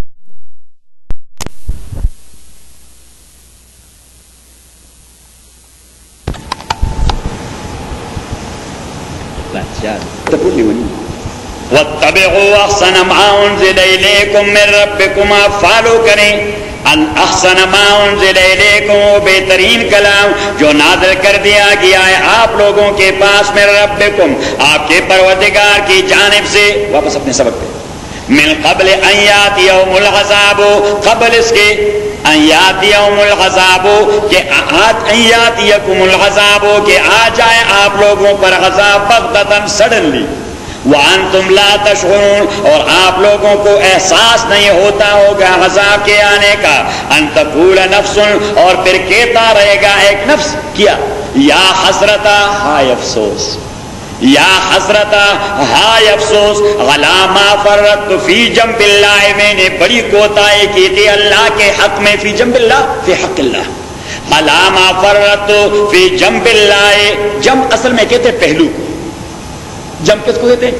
پہلو۔ تو ساری مخلوق اللہ کے پہلو میں رہتی ہے، ساری مخلوق اللہ کے پہلو، میں نے اللہ کے پہلو میں رہتے ہوئے ہی بڑی کوتاہیاں کی ہیں، کیونکہ ایسا تو نہیں کہ اللہ کے پہلو سے کہیں باہر ہے۔ عَلَىٰ مَا فَرَّطْتُ فِي جَنبِ اللَّهِ، اس بات پر کہ میں نے کوتاہی کر دیتے، فرطت کا معنی تفرید، تقصیر، عَلَىٰ مَا فَرَّطْتُ فِي جَنبِ اللَّهِ کہ میں نے بڑی کوتاہی کی تھی اللہ کے پہلو میں ہوتے ہوئے، وَإِن كُنتُ لَمِنَ السَّاخِرِينَ، اور تاکید تھا میں مذاق اڑانے والا۔ ساخر کا معنی سخریا سے ہے، مذاق اڑانے، میں تو دین کا مذاق اڑاتا رہا۔ او تقولا، یا وہ کہتا جائے گا لو ان اللہ ہدانی، اگر اللہ کریم مجھے ہدایت دے دیتے، لکنت من المتقین، تو میں بھی متقی بن جاتا۔ او تقولا، یا وہ کہتا جائے گا حین تر العذاب، جب وہ عذاب کو دیکھ لے گا، لو ان لی کرتن، اگر مجھے ولو ان لی کرتن، اگر مجھے ایک موقع دوسرا دیا گیا، فاکون من المحسنین، تو میں بڑا نیکوکار بڑا نیک بن جاؤں گا۔ تو اللہ کریم فرماتے کہ وہاں پہ رد عمل تین قسم کے ہوں گے۔ کتنے ہوں گے؟ ذرا زور سے، تین قسم کے۔ پہلا، ان تقول نفس یا حسرتا علی ما فرطت فی جنب اللہ وان کنت لمن الساخرین، کہ میں نے اللہ کے حق میں بڑی کوتاہی کر دی تھی، ہائے افسوس، کاش کہ میں یہ نہ کر دیتا۔ ایک رد عمل تو بعض لوگوں کا یہ ہوگا، وہ اپنے کو کوستے رہیں گے۔ کیا کریں گے؟ ذرا زور سے، وہ اپنے کو کوستے، اپنے کو بلیم کرتے رہیں گے، لیکن وہ بلیم کرنا بھی اب تو موقع چلا گیا۔ اور دوسرے لوگ، او تقولا، یا وہ کہتا رہے گا لو ان اللہ ہدانی لکنت من المتقین، اگر اللہ مجھے گائیڈ کر دیتے تو میں متقی بن جاتا۔ تو وہ مسئلہ اللہ کے گردن میں ڈالنے کی کوشش کرے گا کہ اگر اللہ مجھے ٹھیک ٹھاک بنا رہتا تو میں بھی ٹھیک ٹھاک بن، لیکن اللہ نے نہیں چاہا تو بس ہمارا بیڑا غرق ہو گیا۔ صحیح، یہ دوسرا گروپ۔ او تقولا یا وہ کہتا رہے گا جب عذاب کو دیکھے گا لو ان لی کرتن اگر مجھے ایک موقع اور دیا گیا فاکون من المحسنین تو میں بھی نیک لوگوں کے گروہ میں سے بن جاؤں گا، میں بھی ان کا ساتھ دے دوں گا۔ تو اللہ کریم فرماتے ہیں تینوں باتیں بے مقصد ہے، کسی کا کوئی فائدہ نہیں، یہ کہے یا یہ کہے یا یہ کہے، یہ کہے ہاں یا یہ کہیں اب پچھتاؤ گے کیا ذرا زور سے جب چڑیا چپ گئی کھیت، کیا پچھتاؤ گے کیا جب چڑیا چپ گئی کھیت۔ یہ حالت یاس کی بتائی جا رہی ہے، ہاں یہی حالت یاس ہے کہ وہاں پہ کچھ ہاتھ آئے گا نہیں۔ بلا قد جاءت کا آیات، ہاں بلا قد جاءت کا آیات، اللہ کریم کہے گا فرشتوں کے واسطے سے کہ بلا ہاں قد جاءت کا آیات، آ گئے تھے آپ کے پاس میرے احکام، فکذبت بہا تو آپ نے اسی احکام کو جھٹلایا، واستکبرت اور آپ نے اپنے آپ کو بہت بڑا سمجھا تھا، آپ اللہ کے قانون کی کیا پرواہ کرتے رہے، آپ خود خدا بن بیٹھے تھے۔ واستکبرت استکبار کا معنی اپنے کو بڑا سمجھنا، استکبار کا معنی ہاں اپنے کو بڑا سمجھنا، سپیریارٹی کمپلیکس، کیا کہتے ہیں اسے؟ سپیریارٹی کمپلیکس، کہ آپ سپیریارٹی کمپلیکس میں تھے، اللہ کے مقابلے میں بھی آپ بہت بڑے تھے۔ وَفَكَذَّبْتَ بِهَا تو آپ نے جھٹلا دیا تھا ان احکام کو، وَاسْتَكْبَرْتَ اور آپ اپنے آپ کو بڑا سمجھ چکے تھے، وَكُنْتَ مِنَ الْكَافِرِينَ اور بن گئے تھے آپ کافروں میں سے، وَيَوْمَ الْقِيَامَةِ اور قیامت کے دن تَرَى الَّذِينَ آپ دیکھیں گے ان لوگوں کو كَذَبُوا عَلَى اللَّهِ جنہوں نے جھوٹ بولا تھا اللہ کے حوالے سے، وُجُوهُهُمْ مُسْوَدَّةٌ کہ ان کے چہرے مسودۃ کالے کر دیے جائیں گے۔ مسودۃ کا معنی یعنی وہ بدبخت چہرے، ان پر بدبخت رنگت ہوگی۔ وجوہہم مسودۃ الیس فی جہنم مثوی للمتکبرین آیا نہیں ہے جہنم میں ٹھکانہ متکبرین کا ہے، متکبرین جو اللہ کے مقابلے میں بھی اپنے کو بڑا سمجھتے ہیں ان کا ٹھکانہ ہے ہی جہنم۔ حدیث میں آیا ہے، قدسی حدیث ہے، رسول پاک فرماتے اللہ کریم نے فرمایا الکبریاء ردائی والعظمت ازاری، بڑائی یا تکبر اللہ کریم فرماتے یہ میری چادر ہے، اور عظمت اور بزرگی یہ میرا تہبند ہے، یعنی mean that is only my dress, that is only my dress, اللہ کریم فرماتے یہ صرف میرا جامع ہے، میرے علاوہ کسی اور کے لیے تکبر اور عظمت اور کبریا کا کوئی جامع نہیں۔ فمن نازعنی فیہما اب کوئی میرا ڈریس پہننے کی کوشش کرے، اللہ کریم فرماتے یہ میرا ڈریس ہے، عظمت اور کبریا، کیونکہ متکبر اللہ کی کوالٹی نیم ہے، واللہ الذی لا الہ الا ہو الملک القدوس السلام المؤمن المہیمن العزیز الجبار المتکبر۔ تو اللہ کریم فرماتے کہ کبریا، عظمت، بڑائی، کیونکہ میں کسی کا محتاج نہیں، کیونکہ میں کسی کا محتاج نہیں، تو اللہ کریم فرماتے وہ میرا جامع ہے، تو جو میرا ڈریس اپنے اوپر ڈالنے کی کوشش کرے فمن نازعنی فیہما کببتہ فی النار میں اوندے منہ اسے جہنم میں ڈال دوں گا۔ فمن نازعنی فیہما کببتہ، کببتہ کا معنی اوندے منہ ڈالنا، ٹک ٹاک بھی نہیں ڈالنا، جس طرح سیدھے سر نیچے اور پاؤں اوپر، کہ تکبر کا یہ انجام ہوتا ہے کہ تکبر غزازیل را، سادی کیا کہتا ہے کہ تکبر غزازیل را خوار کرد بزندان لعنت گرفتار کرد، کہ دیکھیے ابلیس کو اسے تکبر نے رسوا کر دیا، اس نے کہا انا میں خیر منہ آدم سے بہت بہتر ہوں، میں اس کے سامنے سجدہ کروں، اس نے تکبر کر دیا، اتنا ذلیل کر دیا کہ بزندان لعنت گرفتار کر۔ Only not we, everybody all over the world, every single individual, even those who do not believe in Allah subhanahu wa ta'ala, they blame shaitan and iblis and devil. صحیح، کمیونسٹ بھی جب blame کرتے ہیں کس کو؟ شیطان کو، بلکہ نفرت کا اظہار کرتے ہیں تو کون سا لفظ استعمال کرتے ہیں؟ شیطان۔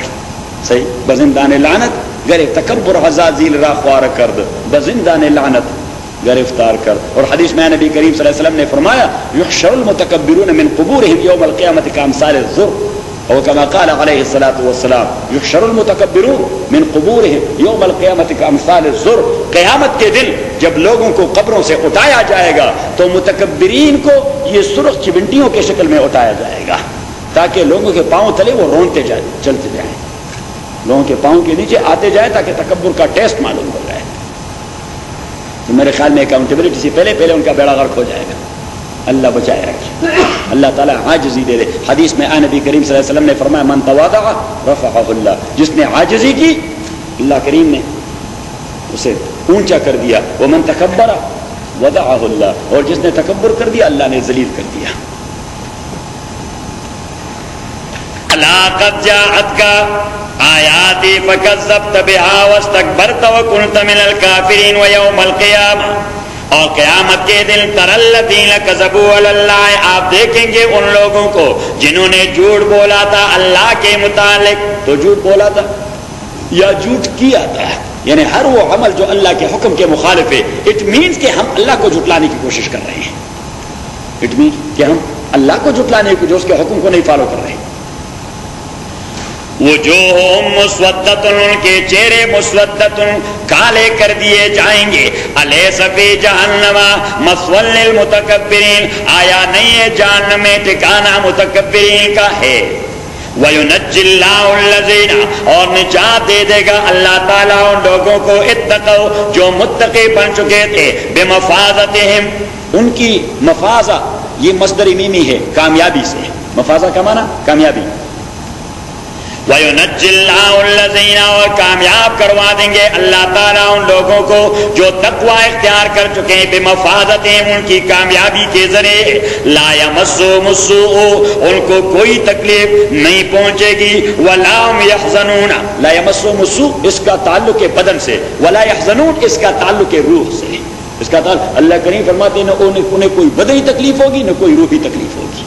بعض اوقات بدنی تکلیف کوئی نہیں ہوتی لیکن آدمی سٹریس میں ہوتا ہے، یہ سٹریس یہ بدن کا نہیں ہوتا، یہ روح کا ہوتا ہے۔ تو اللہ کریم نے فرمایا کہ جو لوگ متقی ہیں قیامت کے دن کی نہ بدنی تکلیف نہ روحانی تکلیف، وہاں پہ کوئی ڈپریشن یہ ڈپریشن امریکہ میں تو میرے خیال میں 80% لوگ ڈپریشن کے شکار ہیں، بٹ موسٹ 90% ڈپریشن کے شکار۔ جن کے پاس پیسے نہیں وہ بھی ڈپریشن کے شکار، جن کے پاس ہیں ذرا زور سے وہ بھی ڈپریشن کے شکار۔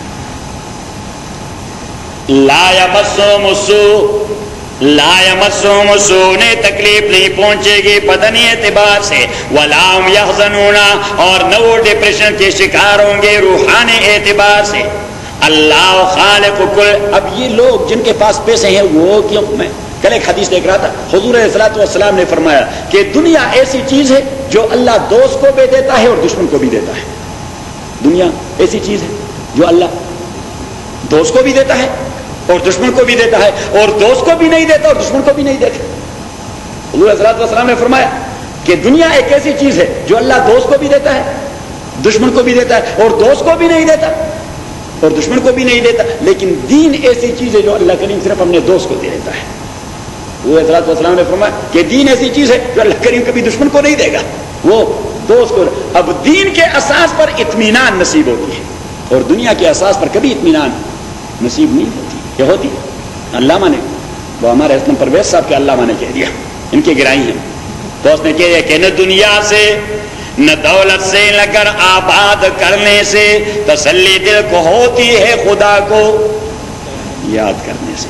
الذین آمنوا وتطمئن قلوبهم بذکر اللہ، الا بذکر اللہ تطمئن القلوب۔ اللہ کریم فرماتے جو ایمان والے ہیں وتطمئن قلوبهم بذکر اللہ، تو ان کے دل وہ اللہ کے یاد سے اور اللہ کے دین سے مطمئن ہوتے ہیں۔ اور پیچھے اللہ نے ایک فیصلہ سنایا کہ اللہ خبردار بذکر اللہ تطمئن القلوب، اگر آپ روحانی اطمینان چاہتے ہیں تو وہ ذکر اللہ سے اور دینداری سے ہوگا، وہ ذکر اللہ سے۔ اور ہم چاہتے ہیں کہ مادیات ملے تو روحانی سکون ملے گی، تو بہت سارے ملینئر وہ سوئسائڈ کیوں کرتے ہیں؟ کیوں کرتے ہیں؟ پیسے نہیں ہوتے ان کے پاس، ہاں کیسل نہیں ہوتا، بڑا کیسل ہوتا ہے، کار نہیں ہوتی، سب کچھ ہوتا ہے، سکون نہیں ہوتا۔ اور سکون کیوں نہیں ہوتا؟ اس لیے کہ روح کی کوئی تربیت نہیں ہوئی، روح کی تربیت ہوتی ہے دین سے۔ میں نے آپ کو بتا دیا تھا میتھڈالوجی میں کہ اللہ کریم نے انسانی بدن کو پیدا کر دیا کہاں سے؟ مٹی سے، تو اس کے سارے تقاضے مٹی سے پورے ہوتے ہیں۔ اس کا کھانا ہاں مٹی سے، اس کا پینا مٹی سے، اس کا ڈریس مٹی سے، اور اس کی واپسی مٹی میں۔ اور روح کو اللہ کریم نے 7 آسمانوں کے اوپر ایک جگہ حدیث مسلم میں آیا ہے جس کو کہتے ہیں حضرت القدس، انکلوژر آف سینکٹیٹی، حضرت القدس، جس کا انگریزی میں ترجمہ ہوتا ہے کیا؟ Enclosure of sanctity. تو انکلوژر آف سینکٹیٹی سے اللہ کریم نے انسانی روح کو بھجوایا، صحیح۔ اب بدن کو یہاں سے ڈیولپ کروایا اور پیدا کر دیا تو سارے تقاضے یہاں سے پورے ہو رہے ہیں۔ روح کو وہاں سے بھجوایا تو اس کے تقاضے بھی وہاں سے بھجوائے. یہ اس کے تقاضے یہ وہاں سے بھجوائے. صحیح. اب اگر کوئی آدمی اپنی روح کو فیڈ کرے اسی کے ذریعے تو اٹ مینس کہ روح صحت مند ہوگا, وہ ہیلتھی ہوگا. صحیح. وہ مطمئن ہوگا, اسے سکون نصیب. لیکن ہم اس کے ساتھ کوئی ٹچ نہیں رکھتے, دنیا کے پیچھے لگے ہوئے ہیں, چاہتے ہیں کہ اطمینان نصیب ہو جائے. نیور ایور, کبھی ایسا ہوگا نہیں, کیونکہ روح کا اس سے تعلق ہے نہیں. یہ سارے تقاضے بدن کے ہیں, یہ سارے تقاضے بدن کے ہیں. تو اب اگر آپ نے روح کو فیڈ کرنا ہے تو دیٹ کو اونلی وے. ابھی تو بات ذہن میں آگے کرو آسانی سے, کیوں نہ سر آپ لیکن بھائی آپ تو ادیب آدمی ہیں. اللہ خالق کل شیء, اللہ کریم پیدا کرنے والا ہے ہر چیز کا. وہو علی کل شیء وکیل, اور وہ اللہ تعالی علی کل شیء وکیل, ہر چیز کا نگران ہے. وکیل کا معنی نگران. وہو علی کل شیء وکیل. لہ مقالید السماوات, اس اللہ کے پاس ہے مقالید السماوات, مقلاد بڑی چابی کو کہتے ہیں. جس چابی سے سارے تالے کھلتے ہیں اس کو کیا کہتے ہیں؟ ماسٹر کی. تو مقالید یہ مقلاد کا جمع ہے ماسٹر کی. لہو مقالید السماوات, اللہ کے لیے ماسٹر کیز آسمانوں کے والارض اور زمین کے. والذین کفروا بآیات اللہ, اور وہ لوگ جو انکار کر چکے اللہ کے آیات اور احکام کے. اولئک هم الخاسرون, تو یہی لوگ لوزر ہیں. قل آپ کہہ دی. اب رسول پاک صلی اللہ علیہ وسلم کے پاس یہ لوگ آتے تھے اور کہتے تھے کہ دیکھیے ذرا کمپرومائز کر جاتے ہیں. کیا کرتے ہیں؟ کیونکہ انسان کا مزاج یہ ہے کہ وہ جس چیز کو فالو نہیں کر سکتا تو اسی کے پس منظر میں بتانے والے سے کمپرومائز کروانا چاہتا ہے. تو کبھی تو اس کے خلاف پروپیگنڈا کرتا ہے, کبھی اس کو بلیم کرتا ہے, اور کبھی اس کے پاس آ کے کہ ذرا آپ اپنے موقف میں نرمی پیدا کریں. یہی مسئلہ رسول پاک صلی اللہ علیہ وسلم کے ساتھ بار بار ہوا کرتا تھا کہ ارے بھائی آپ کو ماحول کا پتہ نہیں, اور دیکھیے یہ ہم بگڑ جاتے ہیں, تو آپ ذرا ایسا کریں کہ گزارا کریں, ایسا کریں یعنی جو ہم مولوی آئے ہیں نا پاکستان سے, لوگ کہتے ہیں امریکہ کے ماحول کا پتہ نہیں. ہم کہتے ہیں بھائی ہمیں امریکہ کے ماحول کا بلا کوئی پتہ نہ ہو, ہمیں دین کے ماحول کا پتہ ہے. ہم یہاں دین بیان کرنے آئے ہیں یا امریکہ کے ماحول بیان کرنے آئے ہیں؟ بھائی ہم دین بیان کرنے آئے ہیں, دین بیان کریں گے. آپ خود بدلتے ہی نہیں. علامہ نے کیا کہا کہ خود بدلتے نہیں, قرآن کو بدل دیتے ہیں. ہوئے کس درجہ فقیحان حرم بے توفیق. ہم کہتے ہیں کہ دین کو ذرا معمولی سا ٹرن دیا جائے امریکی ماحول کے مطابق. ہم کہتے نہیں امریکی ماحول کو معمولی سا ٹرن دیا جائے دین کی جانب. بس فرق مسئلہ یہی ہے کہ لوگ کہتے ہیں کہ دین کو ذرا معمولی سا چھوٹا سا ایگزٹ لیا جائے. ہم کہتے نہیں یہ جو امریکی ماحول میں آپ ڈیولپ ہو چکے ہیں اس کو معمولی سا ٹرن دے کر ذرا رائٹ سائڈ پر ہو جائیں. یہی جھگڑا ہوتا ہے مولوی کا اور عام لوگوں کا. تو اگر عام لوگ یہ کہہ دیں کہ ٹھیک ہے بھائی ہماری ڈیفیکٹ ہے, ہماری کوتاہیاں ہیں, تو اللہ معاف کرے گا. لیکن اگر وہ یہ کہہ دیں کہ یا سبحان اللہ, چیلنج تو اللہ کبھی معاف نہیں کرے گا. چیلنج تو انسان نہیں قبول کرتا تو اللہ کیا قبول کرے گا؟ میرا جیسا کمزور انسان, میں آپ سب میں سب سے زیادہ کمزور ہوں, لیکن آپ مجھے چیلنج کریں گے میں نہیں قبول کروں گا. ناصر ہاں صحیح ہے, یہ انسانی مزاج ہے. اور پھر پشتون ہم تو ہیں سادے کسی کے لوگ, صحیح, ہم تو پہاڑی ہیں, ہم تو پہاڑی لوگ ہیں, ہم تو بس مرنے مارنے پر تلاتے ہیں. صحیح, ہمیں کوئی آرام سے بات کرے ہم کہتے اوکے جی یہ ہمارے کندھے سوار ہو جائیں, اور آدمی آنکھیں دکھائے. ہم نے کہا ٹھیک ہے جی آپ کا تو کچھ نہیں کروا سکتے, اپنے کو تو مروائیں گے.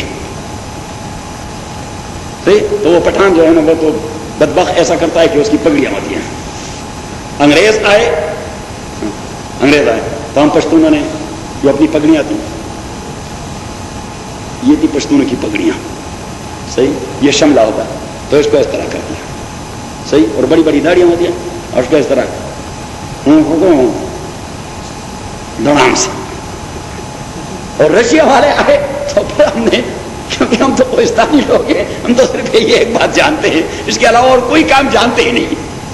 ہمارے ہاں ایجوکیشن نہیں, تعلیم نہیں, بس اپنے ٹریڈیشن کے ساتھ وابستہ ہیں. آپ نے یہ تو سنا ہوگا کہ ہمارے ہاں جب بچہ پیدا ہو جاتا ہے تو ہم سب سے پہلے کیا کام کرتے ہیں؟ کلاشنکوف.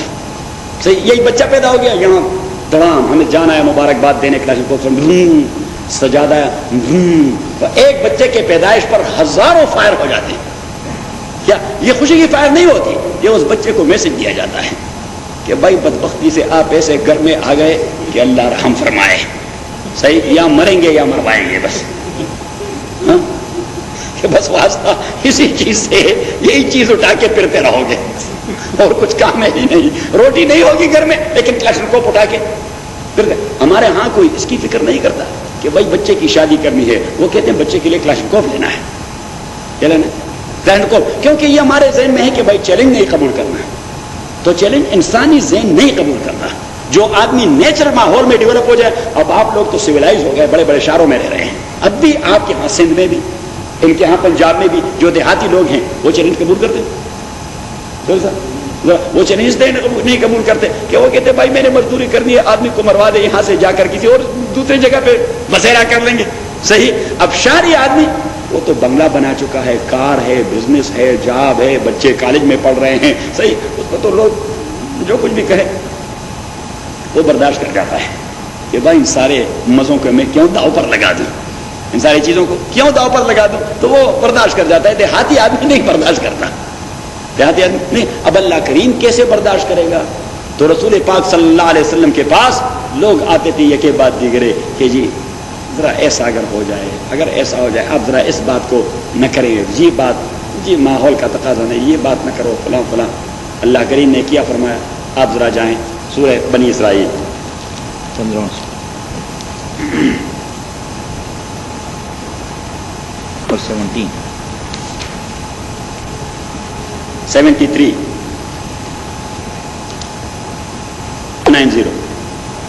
وَإِن كَادُوا لَيَفْتِنُونَكَ عَنِ الَّذِي أَوْحَيْنَا إِلَيْكَ، اور تاکید یہ مکے والے ایک منصوبہ بنا چکے ہیں، لَيَفْتِنُونَكَ عَنِ الَّذِي أَوْحَيْنَا إِلَيْكَ، تاکہ آپ کو قرآن بیان کرنے سے ہٹائیں، قرآن بیان کرنے سے یہ منصوبہ بنا چکے ہیں.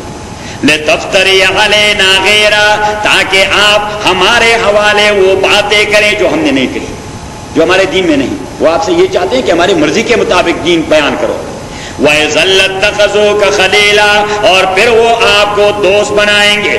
وَلَوْلَا أَن ثَبَّتْنَاكَ، اور اگر ہم آپ کو اسٹیبلٹی اور استقامت نہ دیتے، لَقَدْ كِدتَّ تَرْكَنُ إِلَيْهِمْ شَيْئًا قَلِيلًا، تو آپ دھیرے دھیرے ان کے جانب مائل ہوتے رہتے، کمپرومائز کرتے. وَإِذًا لَأَذَقْنَاكَ ضِعْفَ الْحَيَاةِ وَضِعْفَ الْمَمَاتِ، اور پھر آپ کو مزہ چکھا دیتے اس دنیا میں عذاب کا اور مرنے کے بعد عذاب کا. ثُمَّ لَا تَجِدُ لَكَ عَلَيْنَا نَصِيرًا، اور پھر آپ ہمارے مقابلے میں اپنے لیے کوئی بھی مددگار نہ ڈھونڈ پاتے. ایک دوسری جگہ یونس 11واں سپارہ سورت نمبر 10 آیت نمبر 15.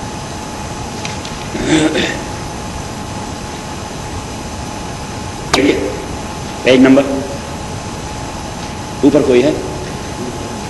کوئی نہیں ہے تو پیج نمبر 211. وَإِذَا تُتْلَىٰ عَلَيْهِمْ آيَاتُنَا بَيِّنَاتٍ، اور جب تُتْلَىٰ عَلَيْهِمْ تلاوت کیے جاتے ہیں ان کے سامنے آیاتنا بینات، ہمارے آیات واضح یا احکام واضح. قَالَ الَّذِينَ، تو کہہ دیتے وہ کافر، لا یرجون لقاءنا، جو عقیدہ نہیں رکھتے ہماری ملاقات پہ کہ ہماری اکاؤنٹیبلٹی ہوگی، ان کا اس پر عقیدہ نہیں، تو وہ لوگ کیا کہہ دیتے ہیں کہ ایت بقرآن غیر ھذا، آپ لائیے ایک قرآن. لیکن یہ قرآن یہ تو بڑا سخت ہے، یہ جو آپ بیان کر رہے ہیں یہ بڑا سخت قرآن ہے. ایت بقرآن غیر، اس کے علاوہ آپ کے پاس کوئی دوسرا قرآن نہیں؟ مولوی صاحب کو کوئی دوسرا مسئلہ نہیں آتا؟ رسول پاک سے یہ کہ مولوی صاحب کو کوئی دوسرا مسئلہ نہیں آتا، یہ کیا یہ حرام ہے اور وہ حرام ہے اور ناجائز ہے، وہ شرک ہے وہ بدعت ہے، یہ بڑا سخت قرآن ہے. ایت بقرآن غیر ھذا، آپ لائیے ایک قرآن اس کے علاوہ کوئی دوسرا. اچھا اگر وہ آپ کے بس میں نہیں تو آؤ بدل ہو، اس میں ذرا امینڈمنٹ کریں، آؤ بدل ہو، یا اس میں ذرا امینڈمنٹ کریں، اس کو موڈیفائی، ذرا ماڈریٹ بنا دیں، اس قرآن کو ذرا ماڈریٹ بنا، لبرل کروا دیں. اس کو کیا کریں؟ لبرل. جس طرح یہاں پہ ڈیمانڈ کیا جائے کہ دین کو ذرا امریکنائز کروایا جائے، تو یہ اوبدل ہو کہ دین تو نہیں چھوڑتے ہم سارے مسلمان. یہ ایسا تو نہیں ہو سکتا مسلمان کہے کہ میں دین چھوڑتا ہوں، دین نہیں چھوڑتا، وہ کہتے ہیں تھوڑا سا امریکنائز کر دیں. یہی ڈیمانڈ رسول پاک سے تھا کہ آؤ بدلو یا اس کو تھوڑا سا تبدیل کروا دے. قل آپ کہہ دیجئے ما یکون لی میرے متعلق کوئی تصور نہیں ہو سکتا نبدلہ کہ میں اس کو تبدیل کر دوں من تلقاء نفسی اپنے جانب سے. ان اتبع الا ما یوحی الی میں تو فالو نہیں کرتا مگر صرف وہ قرآن جو مجھے وحی کی جاتی ہے. انی اخاف میں ڈرتا ہوں ان عصیت ربی اگر میں نے اپنے پروردگار کی نافرمانی کے عذاب یوم العظیم اس بڑے دن کے عذاب سے. قل آپ کہہ دیجئے لو شاء. دیکھیے یہ میں جو کچھ بیان کرتا ہوں یہ اللہ کی مرضی ہے. یہ میں جو کچھ بیان کرتا ہوں یہ اللہ کی مرضی ہے. تو آپ کہہ دیں انہیں کہ لو شاء اللہ اگر اللہ چاہتے کہ میں نہ بیان کروں تو ما تلوت علیکم تو میں کبھی بھی یہ بیان نہ کرتا آپ کے سامنے. ولا ادراکم بہ اور نہ اللہ کریم آپ کو اطلاع دے دیتا ہے اس کے متعلق. کیوں؟ فقد لبثت فیکم عمرا من قبلہ میں نے گزارے 40 سال کی مدت اس سے پہلے آپ کے درمیان میں نے کبھی ایسی باتیں کی تھی؟ اس لیے کہ وہاں اللہ کا کوئی حکم نہیں آیا تھا تو میں نے کبھی ایسی باتیں نہیں کی. تو اٹ مینس کہ وہاں میں نہیں کہہ رہا تھا وہ اللہ کی مرضی تھی. اب جب کہہ رہا ہوں یہ اللہ کی مرضی ہے.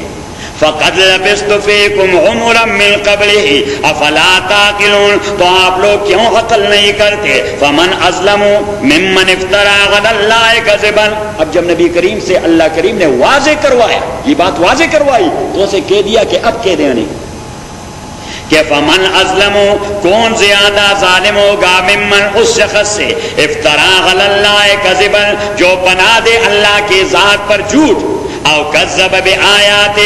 اب آپ مجھ سے ڈیمانڈ کرتے ہیں کہ اللہ کے ذات پر کوئی جھوٹ باندھے یعنی آپ کوئی بات کریں اور کہہ دیں یہ بھی اللہ نے کہہ دیا ہے ہمارے مزاج کے مطابق بات ہو اور منسوخ کریں کس کو؟ اللہ کو. تو اللہ کریم نے فرمایا کہ آپ انہیں کہہ دیں کہ اس سے زیادہ ظالم کون ہوگا جو بات اپنی کرے گا خواہشات کے مطابق اور ایٹریبیوٹ کرے گا اللہ کے ذات پر ایک اور دوسرا او کذب بآیات یا کون زیادہ ظالم ہوگا اس سے جو اللہ کے آیات کو جھٹلاتا رہے. تو اگر میں اپنے تئیں بات بناؤں اللہ کو منسوخ کرتے ہوئے تو مجھ سے بڑا ظالم نہیں ہوگا اور اگر میں اللہ کی آیات بیان کرتا ہوں اور آپ جھٹلاتے ہیں تو پھر آپ سے بڑے ظالم نہیں. یہ دیکھیے بڑے ٹیکنیکل طریقے سے حضور صلی اللہ علیہ وسلم سے اللہ کریم نے فیصلہ کروایا کہ آپ انہیں کہہ دیں آپ مجھ سے ڈیمانڈ کرتے ہیں کوئی بات کریں ہمارے مزاج کے مطابق اور نسبت کریں اللہ کے ذات کو تو اس سے زیادہ ظالم کون ہوگا جو بات کہے گا اپنی مزاج یا لوگوں کے مزاج کے مطابق اور نسبت کرے گا اللہ کی ذات کو. اب میں تو وہ بات نہیں کر سکتا میں تو کروں گا اللہ والی بات. اب اللہ والی بات کو جو جھٹلائے گا تو اس سے زیادہ ظالم کون ہوگا؟ انہ لا یفلح المجرمون بات یہ ہے کہ کبھی کامیاب نہیں ہوں گے جرم کرنے والے لوگ. تو اللہ کی ذات پر جھوٹ باندھنا یہ جرم ہے میں یہ جرم نہیں کر سکتا. اب اللہ کی آیات اور احکام کو جھٹلانا یہ جرم ہے آپ یہ جرم کر رہے ہیں اور آپ کبھی بھی کامیاب نہیں ہوں گے. تو حضور نے تو اپنا فیصلہ سنا دیا بڑا بالکل دودھ کا دودھ اور پانی کا پانی صاف صاف کہہ دیا کہ آپ لوگ ہیں وہ ظالم اور وہ مجرم جو اللہ کے آیات کو جھٹلاتے رہتے ہیں. تو میں آپ کو نتیجہ سنا دیتا ہوں کہ انہ لا یفلح المجرمون آپ کبھی کامیاب نہیں ہوں گے آپ ذلیل ہوں گے اور ذلیل ہو گئے.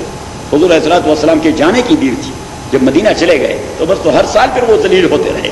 یہ جو احد ہے اور یہ بدر ہے اور یہ حنین ہے اور یہ خندق ہے اور یہ فلان ہے اور فلان ہے اور حضور علیہ الصلوۃ والسلام ایسے مارتے رہے. اللہ کا حکم تھا کہ مارو ان کو. انہوں نے تو آپ کا جینا دو بر کر دیا تھا انہوں نے تو آپ کا جینا دو بر کر دیا. حالانکہ حضور علیہ الصلوۃ والسلام بڑے رحمدل تھے لیکن اللہ کا حکم کیونکہ حضور علیہ الصلوۃ والسلام نے کبھی کسی سے بدلہ نہیں لیا سوائے ایک آدمی کی بلکہ دو کی کہ ایک کو خود مارا اور دوسرے کو حضرت علی سے مروایا. ایک کو خود مارا کیونکہ اس نے رسول پاک صلی اللہ علیہ وسلم کی بڑی تصدیق کی تھی مکہ کے گلی کوچوں میں. امیہ ابن خلف بنی جمح کا سردار تھا امیہ ابن خلف. حضور علیہ الصلوۃ والسلام نے اس طرح اسے گور کے دیکھا کہ امیہ وہ بھی عجیب وقت ہوگا جب آپ میرے ہاتھ سے مارے جاؤ گے جب آپ میرے ہاتھ سے مارے جاؤ گے. تو امیہ نے کہہ دیا وہ ہمارے محاورے کے مطابق کہ یہ منہ اور مسور کی دار میں آپ کے ہاتھ سے مارا جاؤں گا. یہ منہ اور مسور کی دار یہ آپ کون سے احمق کی جنت میں رہتے آپ ہیں میرے مروانے والے. تو جب بدر کا موقع آیا اور ابو جہل نے ڈیمانڈ کر دیا کہ ہر سردار اتنے جنگجو آدمی دے گا اتنے تلوار دے گا اتنے پیسے دے گا اتنی سواریاں دے گا تو امیہ نے کہہ دیا کہ میں ڈبل دے دوں گا لیکن میں نہیں جاؤں گا. اس کو ایک بات یاد تھی اس نے کہا میں نہیں جاؤں گا. تو باقی سرداروں سے تانے دیے کہ بزدل کہیں گے. اب ڈرتے ہیں موت سے. اس نے کہا کہ بھائی مجھ سے بات نہ اگلوائیں لیکن آپ مجھے اپنی حالت پہ چھوڑیں. لیکن انہوں نے ایسے تانے دے دیے کہ وہ چلا گیا. اب وہ بدر کے میدان میں کوشش کرتا رہا کہ حضور سے آمنا سامنا نہ ہو, کیونکہ حضور علیہ الصلوۃ والسلام نے خود اپنی تئیں لیڈ کر دیا ہے 27 جنگوں میں. کتنی جنگوں میں؟ 27 جنگ. لیکن 27 جنگوں میں حضور پاک صلی اللہ علیہ وسلم نے کبھی کسی انسان کو مارا نہیں. حضور علیہ الصلوۃ والسلام تلوار چلاتے ہی نہیں تھے. وہ اپنی تلوار پر اس طرح لاٹھی کی طرح ٹیک لگائے کھڑے رہتے. حضور علیہ الصلوۃ والسلام کبھی تلوار نہ چلاتے, بس وہ صرف گائیڈ کرتے رہتے. صحابہ کرام کو رضوان اللہ علیہم اجمعین. حضرت عمر نے فرمایا کہ اللہ کے نبی آپ تلوار کیوں نہیں چلاتے؟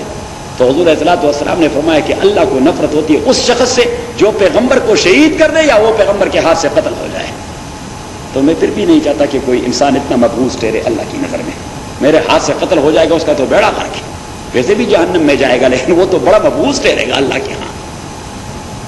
صحیح. الذین تتوفتہم رسلنا ظالمی انفسہم. قرآن کریم کے اندر اللہ کریم نے فرمایا کہ کافر تو سارے کافر ہیں, لیکن جو کافر وہ پیغمبر کے حد پہ چڑھ جائے اس سے تو بڑا مبغوض اور قابل نفرت شخص میرے نظر میں کوئی اور ہے نہیں, کہ اس نے واقعی پیغمبر کو بہت ستایا ہوگا تبھی تو پیغمبر نے اس کو مارا. تو حضور علیہ السلام کبھی نہیں مارتے تھے. ایک بار سارا میں آپ صلی اللہ علیہ وسلم اپنی تلوار کسی درخت پہ لٹکائے ہوئے تھے اور نیچے آرام کر رہے تھے. تو اتنے میں ایک کافر آئے, اور حضور علیہ الصلوۃ والسلام کو اٹھایا اور حضور کی تلوار کو فوراً لے لیا اور نکالا. اور حضور علیہ الصلوۃ والسلام سے کہہ دے کہ میں یعصمک عنی, کون آپ کو ابھی بچائے گا مجھ سے؟ حضور علیہ الصلوۃ والسلام نے فرمایا اللہ. عقیدے کی بات کہ اللہ. اب اس کافر نے حضور پہ وار کر دیا اور اس کے ہاتھ سے تلوار گر گئی. حضور نے اٹھائی. حضور علیہ الصلوۃ والسلام نے اٹھائی. میں یعصمک عنی, ابھی آپ کو کون بچائے گا؟ حضور نے اس طرح تلوار اٹھائی, ابھی آپ کو کون بچائے؟ اتفاق سے وہاں حضرت عمر آ کے حضور علیہ الصلوۃ والسلام نے جب پیچھے دیکھ لیا تو حضرت عمر کھڑے تھے. حضرت عمر سے کہہ دیا لے لو تلوار, اگر یہ ایمان نہیں لاتا تو اس کو 2 لخت کر دو. اس نے کہا کہ اللہ کے نبی میں تو آج نبوت کے ضرب کو دیکھنے کی تمنا کر رہا تھا کہ آج میری تمنا پوری ہو گئی کہ نبی کیسے کاٹتا ہے انسان کو, نبی کیسے کاٹتا ہے ایک کافر کو. حضور علیہ الصلوۃ والسلام نے فرمایا نہیں, میں کبھی انسان کو قتل نہیں کروں گا. تو امیہ ابن خلف وہ حضور علیہ الصلوۃ والسلام کے سامنے بے رخی سے گزر رہے تھے, پتہ ہی نہیں تھا کہ حضور کھڑے ہیں, اور حضور علیہ الصلوۃ والسلام نے ضرب نہیں لگائی, یہ صرف تلوار کے نوک سے اس طرح کر دیا. امیہ اس طرح کر دیا اور ایک اسکریچ سا ہو گیا اس طرح اسکریچ, اور وہ مکے کی طرف دوڑ پڑا اور چیختا رہا. لوگوں نے اسے پکڑا کہ بدبخت آپ نے تو ہمیں ذلیل کر دیا. محمد کے ساتھی دیکھیے وہاں ایک نوجوان ہے معاذ, اس کا ہاتھ کٹ گیا, اس نے اس طرح جالی میں پھینک دیا اور ابھی بھی لڑ رہا ہے ابھی, اور آپ کو اتنا اسکریچ ہو گیا ہے. اس نے کہا تعریف بضرب من, کیا آپ کو پتہ ہے کہ اسکریچ کس کے وار سے ہو گیا؟ مجھے محمد نے مارا صلی اللہ علیہ وسلم. اور اس نے کہا خدا کی قسم میری بدن کو جو تکلیف ہو رہی, میری بدن کو جو تکلیف ہو رہی ہے محمد کے ضرب سے صلی اللہ علیہ وسلم, اگر آپ میری اس تکلیف کو بدر کے اس پورے صحرا کے حیوانوں پر بھی تقسیم کر دیں وہ بھی سارے دیوانے ہو جائیں گے. صحیح. اور وہ مر گیا, بدبخت گر گیا اور مر گیا اسی ضرب سے, اس کریش سے اسی سے مر گیا. اور جب اس کے ساتھی اس کو ہاتھ لگا رہے تھے تو اس طرح ریزہ ریزہ ہو جاتا. الذین تتوفتہم رسلنا ظالمی انفسہم. قرآن کریم کے اندر اللہ کریم نے فرمایا کہ جس کو پیغمبر کی ضرب لگ جائے تو اس سے بڑا ظالم اللہ کی نظر میں اور کوئی نہیں ہوگا, کیونکہ پیغمبر کا ضرب تو اللہ کا قہر ہے. تو اس لیے نبی کریم صلی اللہ علیہ وسلم کبھی کسی کو مارتے نہیں تھے, بس اس طرح کھڑے رہتے, کسی کو کچھ نہیں کہتے تھے, صرف صحابہ کو گائیڈ کرتے رہتے کہ آپ اس طرف ہو جائیں, آپ اس طرف جائیں, آپ یہ حملہ کر دیں, آپ اس طرف ہو جائیں, اس کو سپورٹ دے دیں, فلاں فلاں علاقے. صحیح. کیا خیال ہے سجاد؟ ہاں, تو عقبہ ابن معیط وہ قیدی ہو گئے تھے بدر کے قیدیوں میں. حضور علیہ الصلوۃ والسلام ہمیشہ قیدیوں کو چھوڑتے رہتے ہیں ہمیشہ, کیونکہ شریعت اسلامیہ میں قیدیوں کے حوالے سے مختلف آپشنز ہوتے ہیں, مختلف آپشنز. ایک یہ کہ ان کو غلام بنایا جائے, دوسرا یہ کہ ان کو مفت میں چھوڑا جائے, تیسرا یہ کہ قیدیوں کے بدلے چھوڑا جائے, چوتھا یہ کہ مال کے بدلے چھوڑا جائے, پانچواں یہ کہ ان سے کوئی اگر سکل والے لوگ ہیں تو ان سے سکل سکھلایا جائے, اپنے ساتھیوں کو پھر چھوڑ دیا جائے. حضور علیہ الصلوۃ والسلام یہ سارے آپشنز وہ پلے کرتے رہتے ہیں. کبھی حالات پہ ڈیپینڈ کرتا ہے کہ حالات کا تقاضا کیا ہے, ان کو غلام بنایا جائے. یعنی یہ نہیں کہ اسلام میں یہ کہ بس جو قیدی ہاتھ لگے بس غلام بنایا جائے, نہیں، یہ حالات پہ ڈیپینڈ کرتا ہے، یہ حالات ڈیپینڈ کرتا ہے کہ یہ ایک آپشن ہے، حالات کو دیکھیں کہ واقعی یہ سوٹ کرتا ہے، دیٹس اوکے. وہ سوٹ نہیں کرتا قتل کر دیں. لیکن یہ بہت کم ہی پیش آتا ہے، کیونکہ جنگی قیدیوں کو حضور صلی اللہ علیہ وسلم نے کبھی قتل نہیں کیا. کبھی حضور صلی اللہ علیہ وسلم نے کبھی سمامہ ابن اسال، وہ یمن کے بہت بڑے سردار، کیا نام؟ سمامہ ابن اسال یمن کے بہت بڑے سردار ہیں، جنگ میں گرفتار ہو کے آئے تھے. حضور صلی اللہ علیہ وسلم نے باندھ دیا تھا اسے مسجد نبوی میں ایک اس سے پلر سے، لیکن حضرت علی سے کہہ دیا کہ آدمی سردار آدمی ہے، اچھے کانوں کا عادی ہے. کیا ہے؟ اچھے کانوں کا عادی ہے. تو حضرت علی سے کہہ دیا کہ صبح ناشتے میں اس کے لیے دودھ اور انڈوں کا انتظام کیا کریے. حضرت علی رضی اللہ تعالیٰ عنہ صبح اس کے لیے انڈے لایا کرتا تھا. بڑا اچھا مینو تھا اس کے لیے اس زمانے میں، انڈے اور دودھ. یا سبحان اللہ. اور جب رسول پاک صلی اللہ علیہ وسلم اس کے پاس سے گزرتے تو پوچھتے اس سے کیف بک یا سمامہ، سمامہ طبیعت کیسی ہے؟ تو وہ حضور سے ایک بات کہہ رہے تھے کہ ان قتلت زادہ میں وان احسنت احسنت الی محسن. محمد اگر آپ نے مجھے قتل کر دیا تو یہ خون ضائع نہیں جائے گا. تھریٹ دے دیتے یہ خون ضائع نہیں بہے گا، اور اگر آپ نے میرے ساتھ احسان کر دیا تو آپ مجھے احسان فراموش نہیں پاؤ گے. یعنی میں ایسا آدمی نہیں کہ میں احسان بھولتا ہوں، میں احسان نہیں بھولتا. صحیح. حضور علیہ الصلوۃ والسلام بات سنتے اور چلے جاتے، نماز ڈیٹ کرتے چلے جاتے، دوسری نماز کے لیے نکلتے، اس سے پوچھتے سمامہ کیا ہو بیکا، سمامہ کیا طبیعت کیسی ہے، کچھ بات ذہن میں آ رہی ہے؟ تو پھر وہ اپنے الفاظ دوہرا دیتا. تو ایک بار حضور علیہ الصلوۃ والسلام آ گئے، حضرت علی سے کہتے کہ علی اس کو چھوڑ دو. حضرت علی نے اس کو چھوڑ دیا تو سمامہ چلا گیا. مدینہ سے باہر نکل کر حضرت سلمان فارسی کا باغ ہے، اسی کے قریب دوسرا باغ تھا، اسی میں جا کے غسل کر دیا، اپنے کو صاف کر دیا اور واپس آ گیا، پیغمبر کے سامنے بیٹھ گیا صلی اللہ علیہ وسلم کہ محمد جب تک میں یہاں باندھا ہوا تھا اللہ کی مخلوق میں سب سے بدترین مخلوق جو میری نظر میں تھی وہ آپ کی ذات تھی، اور جب آپ نے مجھے چھوڑ دیا تو اللہ کی دنیا میں سب سے محبوب ترین شخصیت مجھے آپ کی ذات نظر آئی کہ ایسا کوئی نہیں کرتا جو آپ نے کر دیا، ورنہ میں نے جو آپ کے خلاف جو کچھ کر دیا ہے وہ قابل معافی نہیں ہے. تو آپ کے اس کردار سے میں اتنا متاثر ہوا کہ اللہ کی مخلوق میں کوئی مجھے آپ سے زیادہ محبوب ترین شخصیت ہے نہیں. آپ حکم دو گے میں قربانی دوں گا، مجھے مسلمان بنا دے. حضور صلی اللہ علیہ وسلم ہمیشہ قیدیوں کے ساتھ زبیر ابن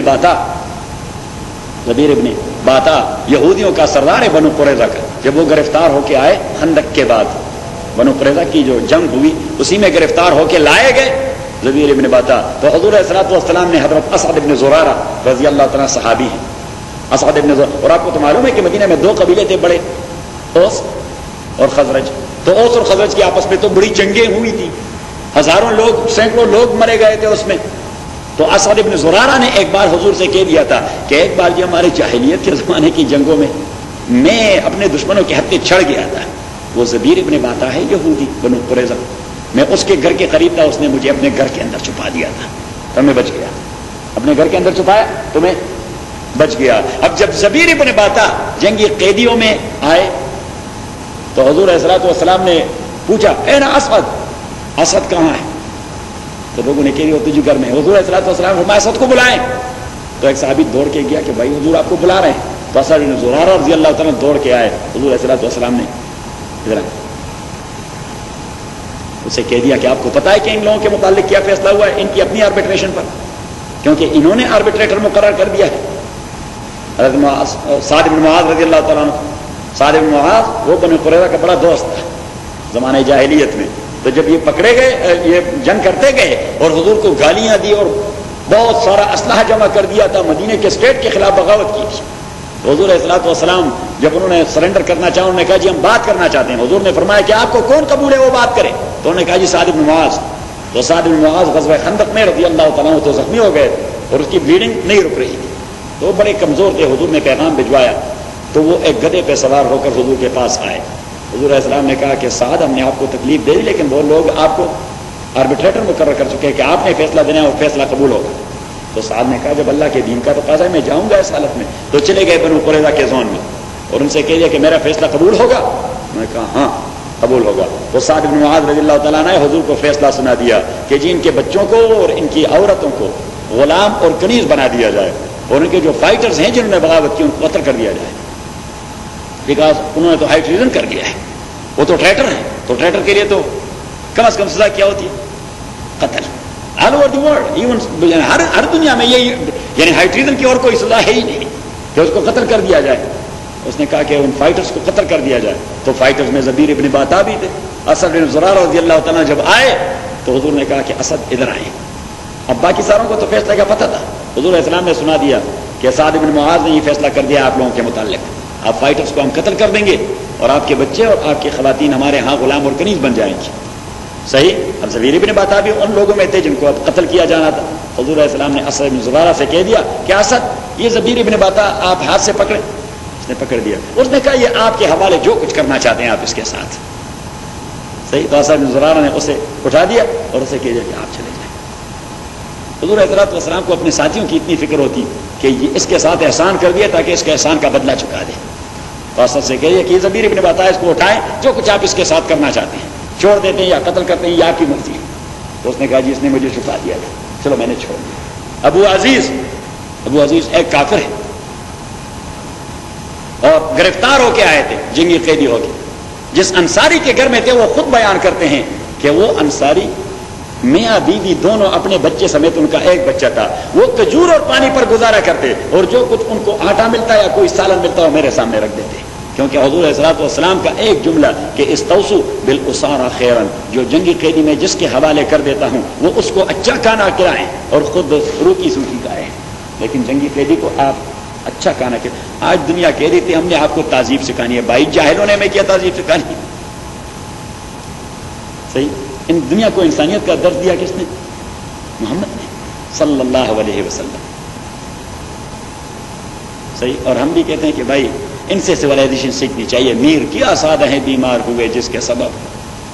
وہ میر نے بڑی اچھی بات کہی کہ میر کیا سادہ ہیں بیمار ہوئے جس کے سبب اسی عطار کے لونڈے سے دوا لیتے ہیں.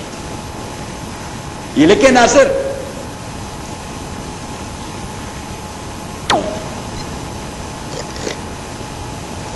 افغیر اللہ تأمرونی، آپ کہہ دیجئے او محمد صلی اللہ علیہ وسلم، افغیر اللہ، آیا بغیر اللہ کے، تأمرونی آپ مجھے حکم دے دیتے، عابدو کہ میں بندگی کروں، ایو الجاہلون. یہ آپ کو بتایا نہیں تھا اس نے؟ مجھے بتایا. اچھا کیونکہ اس دن تو اس نے نہیں بتایا. وَنُفِخَ فِي الصُّورِ، اور بلو کیا جائے گا فی الصور، ٹرمپٹ میں. صاعق من فی السماوات، صاعق یصعق کا اصل معنی ہے بے ہوش ہو جانا. اصل معنی ہے بے ہوش ہو جانا، یہ لٹرل معنی ہے، لیکن ٹیکنیکلی یہاں استعمال ہوا ہے مرنے کے معنی میں. فصاعق من فی السماوات، تو مر جائیں گے سارے وہ لوگ جو آسمانوں کے اندر ہیں، ومن فی الارض، وہ سارے وہ جو زمین کے اندر ہے، الا من شاء اللہ، مگر وہ جسے اللہ چاہے وہ زندہ رہے گا. تو صرف اسرافیل زندہ رہے گا، اس کی موت اکیلے واقع ہوگی.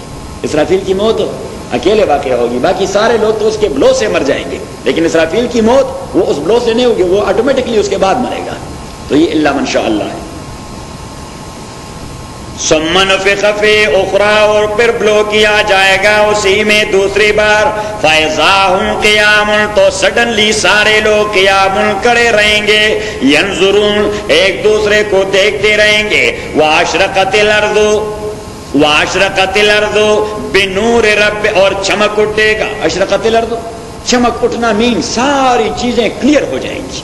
واشرقت الارض بنور رب، اللہ کی لائٹ سے ساری زمین کلیئر ہو جائے گی.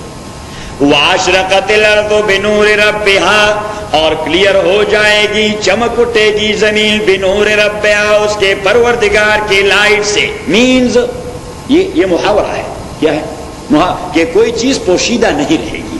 اشرقت الارض بنور ربها کا معنی کہ کوئی چیز پوشیدہ نہیں رہے گی. یہاں تو آدمی چپ سکتا ہے، اگر اور کہیں نہ ہو تو افغانستان کے پہاڑوں میں چپ سکتا ہے. صحیح، وانٹڈ ہو لیکن وہاں چپ سکتا ہے. لیکن قیامت کے دن کوئی بھی چپ نہیں سکے گا. ایک جگہ اس کی تفصیل آئی.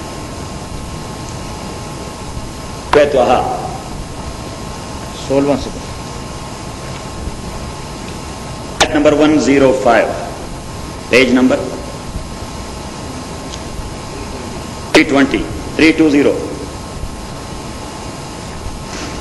وَيَسْأَلُونَكَ عَنِ الْجِبَالِ اور پوچھتے لوگ آپ سے او محمد صلی اللہ علیہ وسلم عَنِ الْجِبَالِ پہاڑوں کے متعلق کہ پہاڑوں کو کیا ہوگا قیامت کے دن، آدمی کیوں نہیں چھپ سکے گا، یہ پہاڑ کہاں جائیں گے؟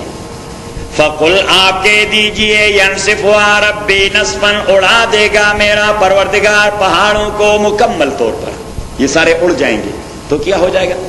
فَيَذَرُهَا تو چھوڑ دے گا اللہ کریم زمین کو قَاعًا صَفْصَفًا بالکل ہموار اور چٹیل میدان، قَاعًا صَفْصَفًا بالکل چٹیل میدان، کوئی اس میں وہ نہیں ہوگا، خندق نہیں ہوگا، کوئی ٹرنچ نہیں ہوگا، کوئی پہاڑی، کوئی ٹیلا، نتھنگ ول بی دیئر، بالکل چٹیل میدان قَاعًا صَفْصَفًا، کہ یہ چٹیل میدان بن جائے گا۔ لا ترى فيها عوجا آپ نہیں دیکھ سکیں گے فیہا اس زمین کے اندر عوجا کیا کہتے ہیں، کیا ہم کہہ سکتے ہیں، خندق یا کینین ٹائپ قسم کی چیز کہ وہاں پہ کینین نہیں ہوگا، ولا امتا کوئی ٹیلا نہیں ہوگا، تو کینین نہیں ہوگا آدمی نہیں چھپ سکے گا، ٹیلا نہیں ہوگا اس کی آڑ میں بھی آدمی نہیں چھپ سکے گا، ایک چٹل میدان ہوگا۔ صحیح، تو آج کے سبق کی یہ تفصیل ہے۔ وَأَشْرَقَتِ الْأَرْضُ بِنُورِ رَبِّهَا اور چمک اٹھے گا یعنی کلیئر ہو جائے گی زمین بِإِذْنِ رَبِّهَا اس کے پروردگار کے حکم سے، وَوُضِعَ الْكِتَابُ اور عدالت لگایا جائے گا، وُضِعَ الْكِتاب مینز کتاب رکھا جائے گا یعنی عدالت لگ جائے گا، اللہ تعالیٰ کی عدالت وہ لگ جائے گی۔ وَوُضِعَ الْكِتَابُ اور عدالت لگائی جائے گی، وَجِیءَ بِالنَّبِیِّینَ اور لایا جائے گا بالنبیین انبیاء کو، والشہداء اور علماء کو، شہداء کا معنی علماء یعنی وہ لوگ جو دعوت کے کام میں لگے ہوتے ہیں، ان کو بطور گواہ پیش کیا جائے گا، ان کو بطور گواہ پیش کیا جائے گا کہ آپ لوگوں نے پروگرام پہنچایا تھا، وہ کہیں گے جی ہاں ہم نے پہنچایا تھا۔ وَجِیءَ بِالنَّبِیِّینَ اور لایا جائے گا انبیاء کو، والشہداء اور علماء کو، وَقُضِیَ بَیْنَهُم بِالْحَقِّ اور فیصلہ کیا جائے گا لوگوں کے درمیان قواعد کے اساس پر، حق کا معنی قیامت کے جو اپنے قواعد ہیں اسے رولز کے مطابق فیصلہ کیا جائے گا۔ وَهُمْ لَا يُظْلَمُونَ اور ان پر کوئی ظلم نہیں کیا جائے گا۔ ایک دوسری جگہ کہف 16-15 کا آخر کہف سورت نمبر 18 آیت نمبر 49